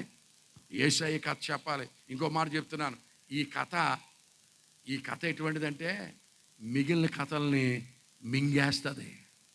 నామరూపాలు లేకుండా మింగేస్తుంది ఈ కథ కనుక వచ్చిందా, నువ్వు గతంలో ఏ కథ నమ్మవో నాకు తెలియదు, కానీ ఈ కథ కనుక పబ్లిసిటీకి వచ్చిందంటే ఈ కథ మిగిలిన కథల్ని నామరూపాలు లేకుండా నమ్మేస్తుంది. చార్లెస్ పజ్జన్ గారు రాశారు, దేవుని బిడ్డలారా, అహరోను కర్ర, మోషే కర్ర అండ్ ఐగుప్తు పాములు మింగేసినట్లుగా యేసయ్య కథ మిగిలిన కథలన్నింటినీ నామరూపాలు లేకుండా మింగేది. దేవునికి స్తోత్రం కలుగునగా. ఇంకో విషయం చెప్పనా, ఈ కథ ప్రియులారా, ఈ కథ ఏ కులములో, ఏ గోత్రములో, ఏ దేశములో, ఏ జాతిలో ఎవరి పట్ల ఎలా వర్ణిస్తుందో, ఎలాగ వర్ధిల్లుతుందో మనం చెప్పలేము. ఈ కథ ఎక్కడ ఎలాగునా వర్ధిల్లుతుందో మనం ఊహించలేం ప్రియులారా. మన భారతదేశంలో ఈ కథని నాడార్ జాతి వారికి తీసుకెళ్లారు. ఎవరో నాడార్ జాతి వారు అనాగరిక ప్రజల వాళ్ళు. ఇప్పటికీ ఆడవాళ్ళు బ్లౌజ్ వేసుకోవడం తెలియదు వాళ్ళకి. అనాగరిక ప్రజలట. దేవుని బిడ్డలారా, ఎవరో ఒకరు తీసుకెళ్లారట. యేసయ్య ప్రేమ కథ, యేసయ్య యొక్క ప్రేమ కథ తీసుకెళ్లారంటండి. ఎవరో చెప్పారంట. అందులో నుంచి వచ్చారు దేవుని బిడ్డలారా మహాభక్తులు. డిజిఎస్ దినకరణ్ గారు అందులో నుంచి వచ్చాడు. ఏమండి థియోడోర్ విలియమ్స్ గారు అందులో నుంచి వచ్చారు. ఏమండి ప్యాట్రిక్ జాషువా గారు అందులో నుంచి వచ్చాడు. ఏమండి ఆర్ స్టాన్లీ గారు అందులో నుంచి వచ్చాడు. ఏమండి ఎంతోమంది భక్తులు ప్రియ దేవుని బిడ్డలారా వాళ్ళందరూ కూడా నాడార్ జాతిలోంచి వచ్చారు. ఏ జాతిలో నువ్వు చెప్పిన కథ ఎలాగ ఫలిస్తుందో ఊహించలేను చెప్పినారా. ఎవరు పాలయంగి చౌకరు చెప్పిందంట అమ్మాయి ఓ చిన్న కథ, యేసయ్య కథ. ఆయన చెవిలో పడితే ఆయన యొక్క ఏమండి సంఘ సభ్యుల సంఖ్య 60 లక్షల మంది అంట. దేవుని బిడ్డలారా, ఈ కథ ఎవరు చెవిలో పడితే ఎలాగ ఫలిస్తుందో మనం ఊహించలేని కథ. దేవుని స్తోత్రం చెప్పండి. మనిషి అన్న తర్వాత ఏదో ఒక కథ నమ్మాలి. ఏ కథ నమ్మకుండా బ్రతకడం సాధ్యం కాదు. నువ్వు నమ్మే కథకి ఆధారాలు, సాక్ష్యాలు, రుజువులు ఉండాలి. ఏమండి ఇకపోతే ఈ కథ ఏమండి మిగిలిన కథల్ని మింగేస్తుంది. ఈ కథ ఏ దేశంలో, ఏ జాతిలో, ఏ కులములో ఎలా వర్ధిల్లుతుందో మనకి తెలియదు. ఈ కథ దేశాల్ని జయించుకుంటూ వచ్చేసిన కథ. రాజ్యాలే, దేశాలే, ఖండాలే ఈ కథ జయించింది. దేవునికి స్తోత్రం కలుగునగాక. ఇంకా ఆఖరి మాట ఏంటంటే, కథ చెప్పేవాడు కథ సరిగ్గా లేకపోతే కథ కంచికి మనము ఇంటికి. కనుక కథ చెప్పేవాడు కథ చాలా జాగ్రత్తగా ఉండాలి దేవుని బిడ్డలారా, లేకపోతే ఈ కథ ఫలించదు. ఒకసారి రామకృష్ణ పరమహంస గారి దగ్గరికి ఒక ఆవిడ వాళ్ళ అబ్బాయిని తీసుకుని వచ్చిందట. అయ్యా వీడు బెల్లం గడ్డలు తినేస్తున్నాడు, దయచేసి తమరు చెప్తే మానేస్తాడట అందరూ అంటున్నారు, దయచేసి అయ్యా పిల్లోడికి బెల్లం తినొద్దని చెప్పండి అన్నదట. ఆయన అన్నాడట, నిజం ఖచ్చితంగా చెప్తానమ్మా, వచ్చే నెల ఇదే తారీఖుని తీసుకురానడట. ఆవిడ అన్నదట, అయ్యా నేను రావాలంటే ఇంచుమించు 12 కిలోమీటర్లు నడవాలండి, ఎండనే రావడం చాలా కష్టం, దయచేసి ఓ మాట చెప్పండి, పిల్లోడికి బెల్లం తినొద్దానని చెప్పండి అయ్యగారంటే.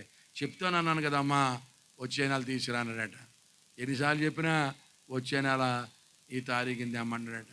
ఇక పాపం తట్టుకోలేక ఆవిడ కాళ్ళు ఈడ్చుకుంటా ఎండనే, ఆ రోజుల్లో వాహనాలు లేవు కదా, నడుచుకుంటా 12 కిలోమీటర్లు నడుచుకుంటూ వచ్చి అయ్యగారి దగ్గర తీసుకొచ్చిందంట. అయ్యా ఇదిగోని తీసుకురమ్మన్నారు కదా, తీసుకొచ్చాను, పిల్లోడికి బెల్లం తినొద్దని చెప్పండి బాబు అన్నదట. ఆడన్నాడట, ఎవరే ఈ కాడి నుంచి బెల్లం తినకరా అన్నాడట. చెప్పేసి వెళ్ళిపోన్నాడట. ఆవిడ గొల్లు మండిపోయిందట. ఈ మొక్క చెప్పడానికి 12 కిలోమీటర్ల నుంచి నన్ను నడిపించుకొచ్చావు, ఆ మాట మొక్క మనం చెప్పలేవా అని బాధపడుతుందంట.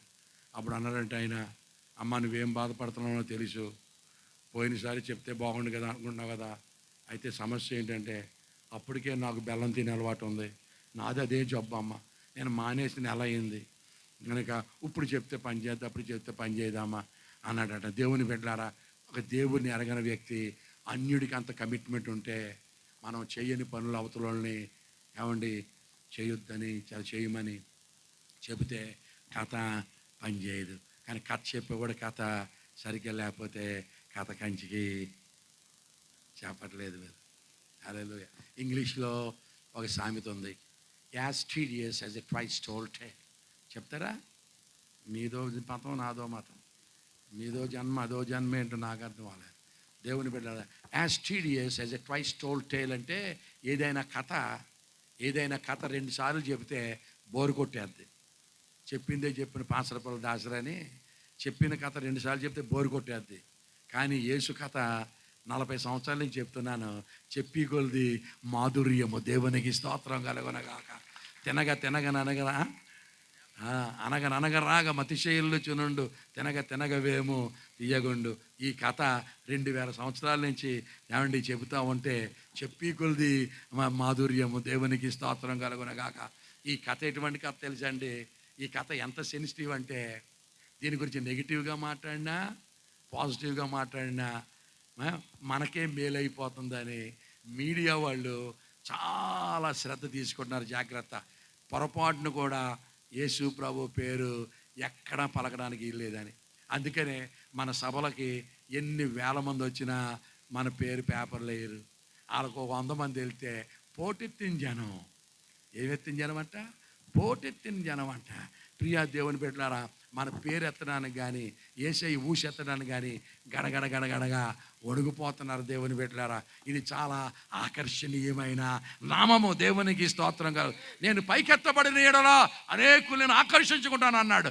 దేవునికి స్తోత్రం కలుగునగా. మేము తెలియజేసిన సమాచారం ఎవడు నమ్మెను, యెహోవా బాహువు ఎవనికి బయలుపరచబడెను అన్నారు. కానీ అప్పటికి యేసు పైకెత్తబడలేదు. దేవుని బిడ్డలారా, నేను పైకెత్తబడిన తర్వాత ఏమండి, మోషే ఇత్తడి సర్పాన్ని పైకెత్తినట్టుగా అరణ్యములో నేను పైకెత్తబడిన తర్వాత అనేకులు నేను ఆకర్షించుకుంటాను అన్నాడు యేసయ్య. దేవునికి స్తోత్రం కలుగునగాక. హల్లెలూయా, హల్లెలూయా. యేసయ్య దేవుని బిడ్డలారా, మరణమును గెలిచాడు. ఈ కథ యేసయ్య ప్రేమ కథ. ఏం కథ ఇది? It's a love story. పనికి మాలిన మనల్ని, నాశన పాత్రులైన మనల్ని, ఎందుకు పనికిరాని మనల్ని యేసయ్య ప్రేమించి తండ్రితో కూడా ఉండుట, విడిచిపెట్టకూడని భాగ్యమని ఎంచక దాసుని రూపం ధరించుకొని ఏమండి మనల్ని నరకపాత్రుల్ని ఏమండి మహిమతో నింపాడు. దేవునికి స్తోత్రం కలుగునగా. దేవుని బిడ్డలారా, మాట చెప్పనా, నేను చాలా సంవత్సరాల క్రితం గుంటూరు వెళ్ళాను పని మీద. ఏదో పని మీద వెళ్ళానండి. మహాసభలు జరుగుతున్నాయి చూశాను. సభలు జరుగుతున్నాయని చెప్పి వెంటనే బస్ దిగిపోయి ఆ మీటింగ్లో కూర్చున్నాను. అసలే నలుపు, దాని తగ్గట్టు చీకట్లో కూకున్నాను. దేవుని బిడ్డలారా, డగ్లస్ డాడ్సన్ అనే ఒక బోధకుడు బోధ చేస్తున్నాడు, అమెరికన్ ప్రీచర్. డగ్లస్ డాడ్సన్ ఆయన పేరు. ఏమండి మీటింగ్ అయిపోయిన తర్వాత 1000 మంది ఉన్నారు. ఎలాగొచ్చాడో తెలియదండి. వచ్చి నా చేయి పట్టుకున్నాడు. నా చేయి పట్టుకుని, oh where did you come from man, what's your witness, please get into my car, I want to be busy with you tonight, share your witness అన్నాడు. నువ్వు ఎక్కడి నుంచి వచ్చావు, నీ పేరేంటి, నీ సాక్ష్యం ఏంటి, కారుకు నీతో మాట్లాడాలన్నాడు. నేను అన్నాను, నువ్వు అడిగిన ప్రశ్నలు నేను సమాధానం చెప్తాను, కానీ నాకు ప్రశ్నకు సమాధానం చెప్పాను. ఏంటది అన్నాడు. అందరినీ మానేసి నన్ను ఎందుకు కట్టుకున్నా చెప్పాను. అందరినీ మానేసి నన్ను ఎందుకు కట్టుకున్నా చెప్తే నువ్వు అడిగిన ప్రశ్నలకు సమాధానం చెప్తాను అన్నాడు. నువ్వు పలానా చోట కూర్చున్నావు చీకట్లో, నా మనోనేత్రం తెరవబడింది, నీ మీద దేవుని ప్రకాశము, దేవుని వెలుగు నిలుచుందన్నాడు. దేవుని బిడ్డలారా, ఆయన అన్నాడు, నేను వాక్యం చెబుతూనే ప్రార్థన చేస్తా ఉన్నాను, అతను కలుసుకోవడానికి సాయం చేయమనని. దేవుని బిడ్డలారా, అప్పుడు నాకు అర్థమైంది, దేవా నీవు నాకు ఇచ్చిన మహిమను వారికి ఇచ్చితినని యేసయ్య అన్నాడు. దేవుని బిడ్డలారా, యేసు నమ్ముకోవడం అంటే ఏంటి తెలుసా? ఆదాము కోల్పోయిన మహిమను యేసుక్రీస్తులో తిరిగి సంపాదించుకోవడం. దేవునికి స్తోత్రం కలుగునగా. ఏమండి ఎఫ్డబ్ల్యూ బ్రోడ్హామ్ అనేటువంటి ఒక ప్రాలిఫిక్ రైటర్ ఉన్నాడు ఇంగ్లీష్ లాంగ్వేజ్లో. అతని పేరు ఏమండి ఎఫ్డబ్ల్యూ బ్రోడ్హామ్ అంటారు. మంచి పుస్తకాలు రాశాడు ఆయన. ఆయన ఏం రాశాడు తెలుసా? ఏమండి ఆదాము అటండి, ఆదాము నడిచి వెళ్తూ ఉంటే క్రూర మృగాలు, ఏమండి పులులు, సింహాలు, ఎలుగుబంట్లు సాగిలి పడిపోయేటండి. దేవునితో మాట్లాడేవాడు, అంత మహిమలో ఉండేవాడు. ప్రతి సాయంకాలం చల్లపూట దేవునితో మాట్లాడుతూ అంత మహిమలో ఉన్నటువంటి ఏమండి ఆదామును చూస్తే, ఆదాము నడిచి వెళ్తుంటే ఏమండి క్రూర జంతువులన్నీ కూడా సాగిలి పడిపోయేట. అదే ఆదాము మా అమ్మ పండు తినేసి, ఆ పండు మన తాత తినిపించేసింది కదా, ఎప్పుడైతే తినిపించేసిందో అప్పుడు దేవుని బిడ్డలారా ఆ సాగిలి పడే జంతువులు కాస్త తరువుకు రావడం మొదలెట్టి అంట. దేవుని బిడ్డలారా ఎప్పుడైతే పాపం వచ్చిందో లోకువైపోయాడు. దేవుని బిడ్డలారా పాపం ఉంటే లోకువే ప్రియులారా. ఈవేళ మనల్ని అన్నీ కరిచేస్తాయి. కుక్క కరిచేద్ది, తేలు కుట్టేద్ది, దోమ కరిచేద్ది. మనం అంటే లోకువైపోయాం.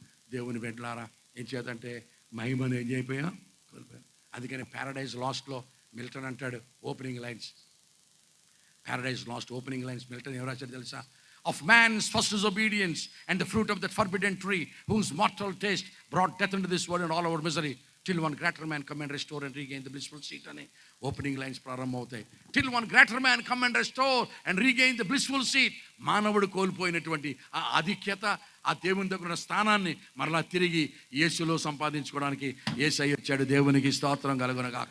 Of man's first disobedience and the fruit of the forbidden tree, whose mortal taste brought death into this world and all our misery, till one greater man come and restore and regain the blissful seat అన్నాడు. ప్రియ దేవుని బిడ్డలారా, యేసు ప్రభువుని నమ్ముకోవడం అంటే దేవునితో ప్రియులారా మనం సంబంధం కలిగి ఉండడం, మహిమను కలిగి ఉండడం. మహిమ not less than anything, it is the glory of God. Never settle with less than the glory of God. You have to get back the glory of Adam and you can live a glorious life. మహిమగల జీవితం జీవించడానికి యేసులో మనకు సర్వాధికారం ఉంది. దేవునికి స్తోత్రం కలుగునుగా. న్యూజిలాండ్లో ఒకసారి వాక్యం చెప్తుంటే ఓ దొరసానమ్మ, అప్పుడు బాగా యంగ్ ఉండవండి, ఎగిరెగిరి చెప్తున్నావేంటి, ఎగిరెగిరి చెప్తున్నావు యేసు ప్రభు గురించి, మీ యేసయ్య అంత గొప్పడా ఏంటి ఎగిరెగిరి చెప్తున్నావు అని కాళ్ళు పట్టుకోలేదు. కానీ అంత సీరియస్గా అడిగింది ముసలిదాన్ని కాదులే, యేసయ్య అంత గొప్పవాడా ఏంటి ఎగిరెగిరి చెప్తున్నావు ఏంటి అన్నది. అవును యేసయ్య గొప్పడే, యేసయ్య గొప్పడు, నాకు దేవుడు గొప్పడు అన్నాను. అంటే అన్నదే నువ్వు ప్రార్థన చేస్తే దేవుడు ఏంటాడా అంది. దేవుడు అంటేనే ప్రార్థన వినేవాడు అన్నాను. ఇంతకీ నీ సమస్య ఏంటి చెప్పన్నాను. ఆవిడ అన్నదే మాకు 1000 ఎకరాల పొలం ఉంది, మా ఆయన నన్ను వదిలేసి వెళ్ళిపోయాడు, నన్ను వదిలేసిన తర్వాత ఇంకొక 1000 ఎకరాలు కొన్నాడు. ఈ 2000 ఎకరాల్లో స్ట్రాబెర్రీస్, గూస్బెర్రీస్, యాపిల్స్ పెంచుకుంటున్నాడు. నా పేరు చెప్తే అగ్గి మీద గుగ్గులం అయిపోతున్నాడు. నువ్వు ఎగిరెగిరి చెప్తున్నావు దేవుడు ఎంతడో అంతడోడు అని. నీ దేవుడు ప్రార్థన ఆలకించి మా ఆయన రప్పిస్తాడా అంది. ఇదా నీ కేసు అనుకున్నాను. ఏంటి మీ ఆయన పేరు చెప్పాను. చెప్పింది. నేను ఇంటికి వెళ్ళి ప్రార్థన చేయడం మొదలుపెట్టాను. ప్రభువా, దేశంలో ఉన్నాను నాయన, నా ధరావస్థ కోల్పోకుండా చూడు తండ్రి, నువ్వు గొప్ప దేవుడు అని చెప్పేశాను. ప్రభువా నాయన సహాయం చేయ, కాలరట్టుకోలేదు కానీ చాలా సీరియస్గా అడిగింది. ప్రభువా, నీకు అసాధ్యమైనది ఏది లేదని చెప్పేశాను. నాయన నా డిపాజిట్లు కాపాడు తండ్రి, వేరే దేశాల నుంచి వచ్చాను ప్రభువా అని ప్రార్థన చేయడం మొదలు పెట్టానండి. 1 నెలన్నర కావలేదు అనుకుంటాను. ఒక రాత్రి ఫోన్ చేసింది నాకు. You black pastor of India don't pray man అంది. నేను అన్నాను అన్నాను. మరి ఆవిడ సాగదీతే మనం సాగదీయమా? ప్రేయర్ రిక్వెస్ట్ వాళ్ళు అంత సాగదీతే ప్రేయర్ చేసి కూడా సాగదీయడా? You black pastor of India don't pray man అంది. నేను అన్నాను అన్నాను. నువ్వు ప్రార్థన చేయడం మొదలెట్టినప్పటి నుంచి మా ఆయన బొకేల మీద బొకేలు, కేకుల మీద కేకులు, చెక్కుల మీద చెక్కులు పంపేస్తున్నాడు. ఒకేసారి అంత ప్రేమ తట్టుకోలేకపోతే నాపై అందే ప్రార్థన. నేను నన్ను మొదలెట్టిన దగ్గర ఆపడం జరగదని చేసేసాడు. వచ్చేసాడు. దేవునికి స్తోత్రం కలుగునుగా. హల్లెలూయా. దేవుని బిడ్డలారా, ఈ మంటి ఘటంలో ఆయన మహదైశ్వర్యం నింపుతాడు. ఏం నింపుతాడండి? మంటి ఘటంలో మహదైశ్వర్యం నింపుతాడు. We are power packed people. Miracles will take place. Healings will take place. Things will change when we pray. We are power packed people with the glory of God. దేవుని సంఘం అంటే మహిమ కలిగిన సంఘం. దేవా, నీవు నాకు ఇచ్చిన మహిమను నేను వారికి ఇచ్చితిని. ఇది తాయెత్తు మహిమ కాదు. ఇదే మహిమ, దేవుని మహిమ, తాయెత్తు మహిమ కాదు. దేవుని బిడ్డలారా, ఈ మహిమగా మనం కోల్పోతున్నాం. మహిమ కనుక కోల్పోతే సంఘం ఈకాబోద్ అయిపోద్ది. ఈకాబోద్ అనగా ప్రభావము, వెడలిపోయాను. The church will become Ichabod. సమాజం మీద ప్రభావం చూపించలేం దేవుని బిడ్డలారా. కనుక దేవుని మహిమ కలిగి ఉందాం, దేవుని కథ చెప్దాం. దేవునికి స్తోత్రం చెప్పండి. ఈ విశాఖపట్నం నుంచి పాస్టర్ గారు వచ్చి ఏం చెప్పాడు రాత్రి మీటింగ్ అంటే ఏం చెప్తారు? కథ చెప్పాలంట. ఎవరి కథ అది? యేసయ్య ప్రేమ కథ. దేవునికి స్తోత్రం కలుగునుగాక. అందరిది రామాయణం, మందేమో ప్రేమాయణం. దేవునికి స్తోత్రం కలుగును. మంది ప్రేమాయణం. హల్లెలూయా. సృష్టికర్త అని దేవుడు నన్ను ప్రేమించి తండ్రితో కూడా ఉండుట విడిచిపెట్టకూడని భాగ్యమైన ఎంచగా దాసుని రూపం ధరించుకుని వచ్చి నన్ను ప్రేమించిన నా యేసు ప్రేమ కథ. హల్లెలూయా. ఆ ప్రేమ కథ యొక్క ప్రభావం అండి దేవుని బిడ్డలారా. దేవుని ప్రేమ ఇదిగో జనులార భావంబునందెలియరే అని పాడుతూ ఉంటే ఒక దొంగమారి ఇలాంటిదా యేసు ప్రేమ, నన్ను తోలా నాడక తనదు జాలి చూపినదా, దొంగలను మార్చిన కథ, హంతకులను మార్చిన కథ, ఏమండి వ్యభిచారులు మార్చిన కథ. దేవునికి స్తోత్రం కలుగును గాక. మానవులకు ప్రాణం పెట్టినటువంటి కథ, ఏమండి నిత్య నాశనాన్ని తప్పించిన కథ, మన పక్షంగా దేవుని కోపమును భరించిన యేసయ్య కథ. ఎవరికి కథ తెలియకుండా ఉండడానికి వీలు లేదు. దేవునికి స్తోత్రం కలుగునగా. ఉదయకాలం మంది విత్తినది మొలకెత్తునో, సాయంకాలం మంది విత్తినది మొలకెత్తునో మనకు తెలియదు. సమయం మనక అసమయం మనక కథ చెప్పడమే. దేవునికి స్తోత్రం కలుగునగా. మగోళ్ళ కంటే ఆడోళ్ళకి ఎక్కువ ఛాన్స్ కథ చెప్పడం. మమ్మల్ని ఎవడు ఇంటికి రానివాడు. మీరైతే వదినా ఏముండవంటే వంటగదిలోకి వెళ్ళిపోవచ్చు. మమ్మల్ని గేటు దగ్గర రానివాడు తన్నేస్తారు. దేవుని బిడ్డలారా, మాకు ద్వారాలు మూసుకుపోతే ఆడోళ్ళు బయలుదేరాలి. దేవునికి స్తోత్రం కలుగునగా. ప్రభు యేసుని శిష్యుడనై ప్రభు ప్రేమలో పాదుకొని ప్రకటింతును లోకములో పరిశుద్ధుని ప్రేమ కదా. పరమాత్మ ప్రోక్షణతో పరిపూర్ణ సమర్పణతో ప్రాణంబును ప్రభు కొరకు ప్రాణార్పణము చేతు. హల్లెలూయా. ప్రభు యేసుని శిష్యుడనై ప్రభు ప్రేమలో పాదుకొని ప్రకటించిన లోకములో ప్రభు యేసుని ప్రేమ కథ ముగించేశాను. ఇదే నా ఆఖరి మాట, ఇదే ఆఖరి అబద్ధం.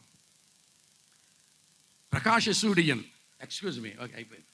ప్రకాష్ ఎస్యూడియన్ అని మెడ్రాసులో రవిచక్ర ఇంటర్నేషనల్ మినిస్ట్రీస్ డైరెక్టర్, ఆయన ఇండియా డైరెక్టర్.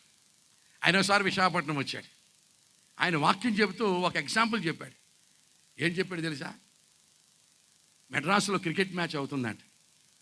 క్రికెట్ మ్యాచ్ అవుతుంటే ఒక 9th క్లాస్ కుర్రాడు ఎలా తప్పించుకుని వెళ్ళాడో, పోలీసు వాళ్ళని తప్పించుకొని అండ్ గ్రౌండ్లో పరిగెత్తి వెళ్ళి కపిల్ దేవ్కి షేక్ హ్యాండ్ ఇచ్చాడట. అప్పుడు కపిల్ దేవ్ మన క్యాప్టెన్ అట.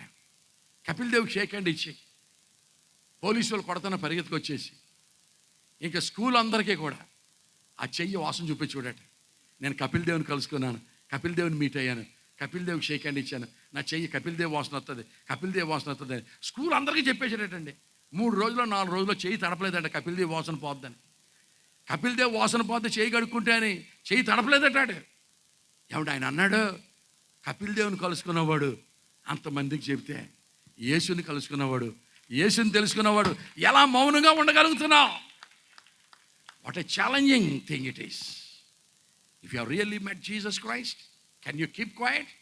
If you really tasted his love, can you keep quiet? యెహోవా ఉత్తముడు అని తెలుసుకున్న తర్వాత నువ్వు మౌనంగా ఉండగలవా? దేవునికి స్తోత్రం కలుగునుగాక. యేసయ్య కథ చెప్దాం. ఏంటండి, ఎవరి కథ చెప్తాం? యేసయ్య. ఇప్పుడు ఇంతకీ ప్రాసంగం ఏంటంటే, మనిషి అన్న తర్వాత ప్రతివాడు ఏదో ఒక కథనే నమ్మాలి. ఏ కథ నమ్మకుండా బ్రతకడానికి అవకాశము లేదు. నువ్వు నమ్మే కథే నీ నిత్యత్వాన్ని శాసిస్తుంది. నువ్వు నమ్మే కథకి సాక్ష్యాలు, ఆధారాలు, రుజువులు ఉండాలి. ఏమండి, ఈ కథ మిగిలిన కథలని మింగేస్తుంది. ఏమండి, ఈ కథ చెప్పేవాడి కథ సరిగ్గా లేకపోతే కథ కంచికి మనము ఇంటికి. ఈ కథ ఎక్కడలా ఫలిస్తుందో మనకి చెప్పలేం. కనుక సమయం మనకు అసమయం అనక కథ చెప్పాలి. నాకైతే ముగించాలనిపించట్లేదు. నేను మిమ్మల్ని తట్టుకోలేక ముగించడమే తప్ప, మీ ముఖాలు చూడలేక ముగించడమే తప్ప నాకైతే కడుపు నిండా. ఆయన నమ్మిన వారి కడుపులో నుండి జీవజల నదులు, దేవునికి స్తోత్రం కలుగునుగా. So let us be challenged to declare the love of God. దేవుని ప్రేమ కథను చెబుదాం, నడుము బిగిందాం, కంకణం కడదాం. టైం వేస్ట్ చేయకండి ప్రియులారా. చాలా టైం వేస్ట్ చేస్తున్నారు మీరు. యేసయ్య కథ ఎవరొకరి దాంట్లో చెప్పేయండి. దేవునికి స్తోత్రం కాదు. ఇక తప్పక ముగిస్తున్నాను. దేవుడి మాటలు దీవించిన గాక. ప్రభు చిత్తమైతే వచ్చే సంవత్సరం ఇదే రోజుల్లో ఇదే స్టేజ్ మీద కలుసుకుందాం. అంతవరకు చూస్తూనే ఉండండి TV9. అంతవరకు చేస్తూనే ఉండండి ప్రార్థన. దేవుడిని దీవించిన గాక. God bless you.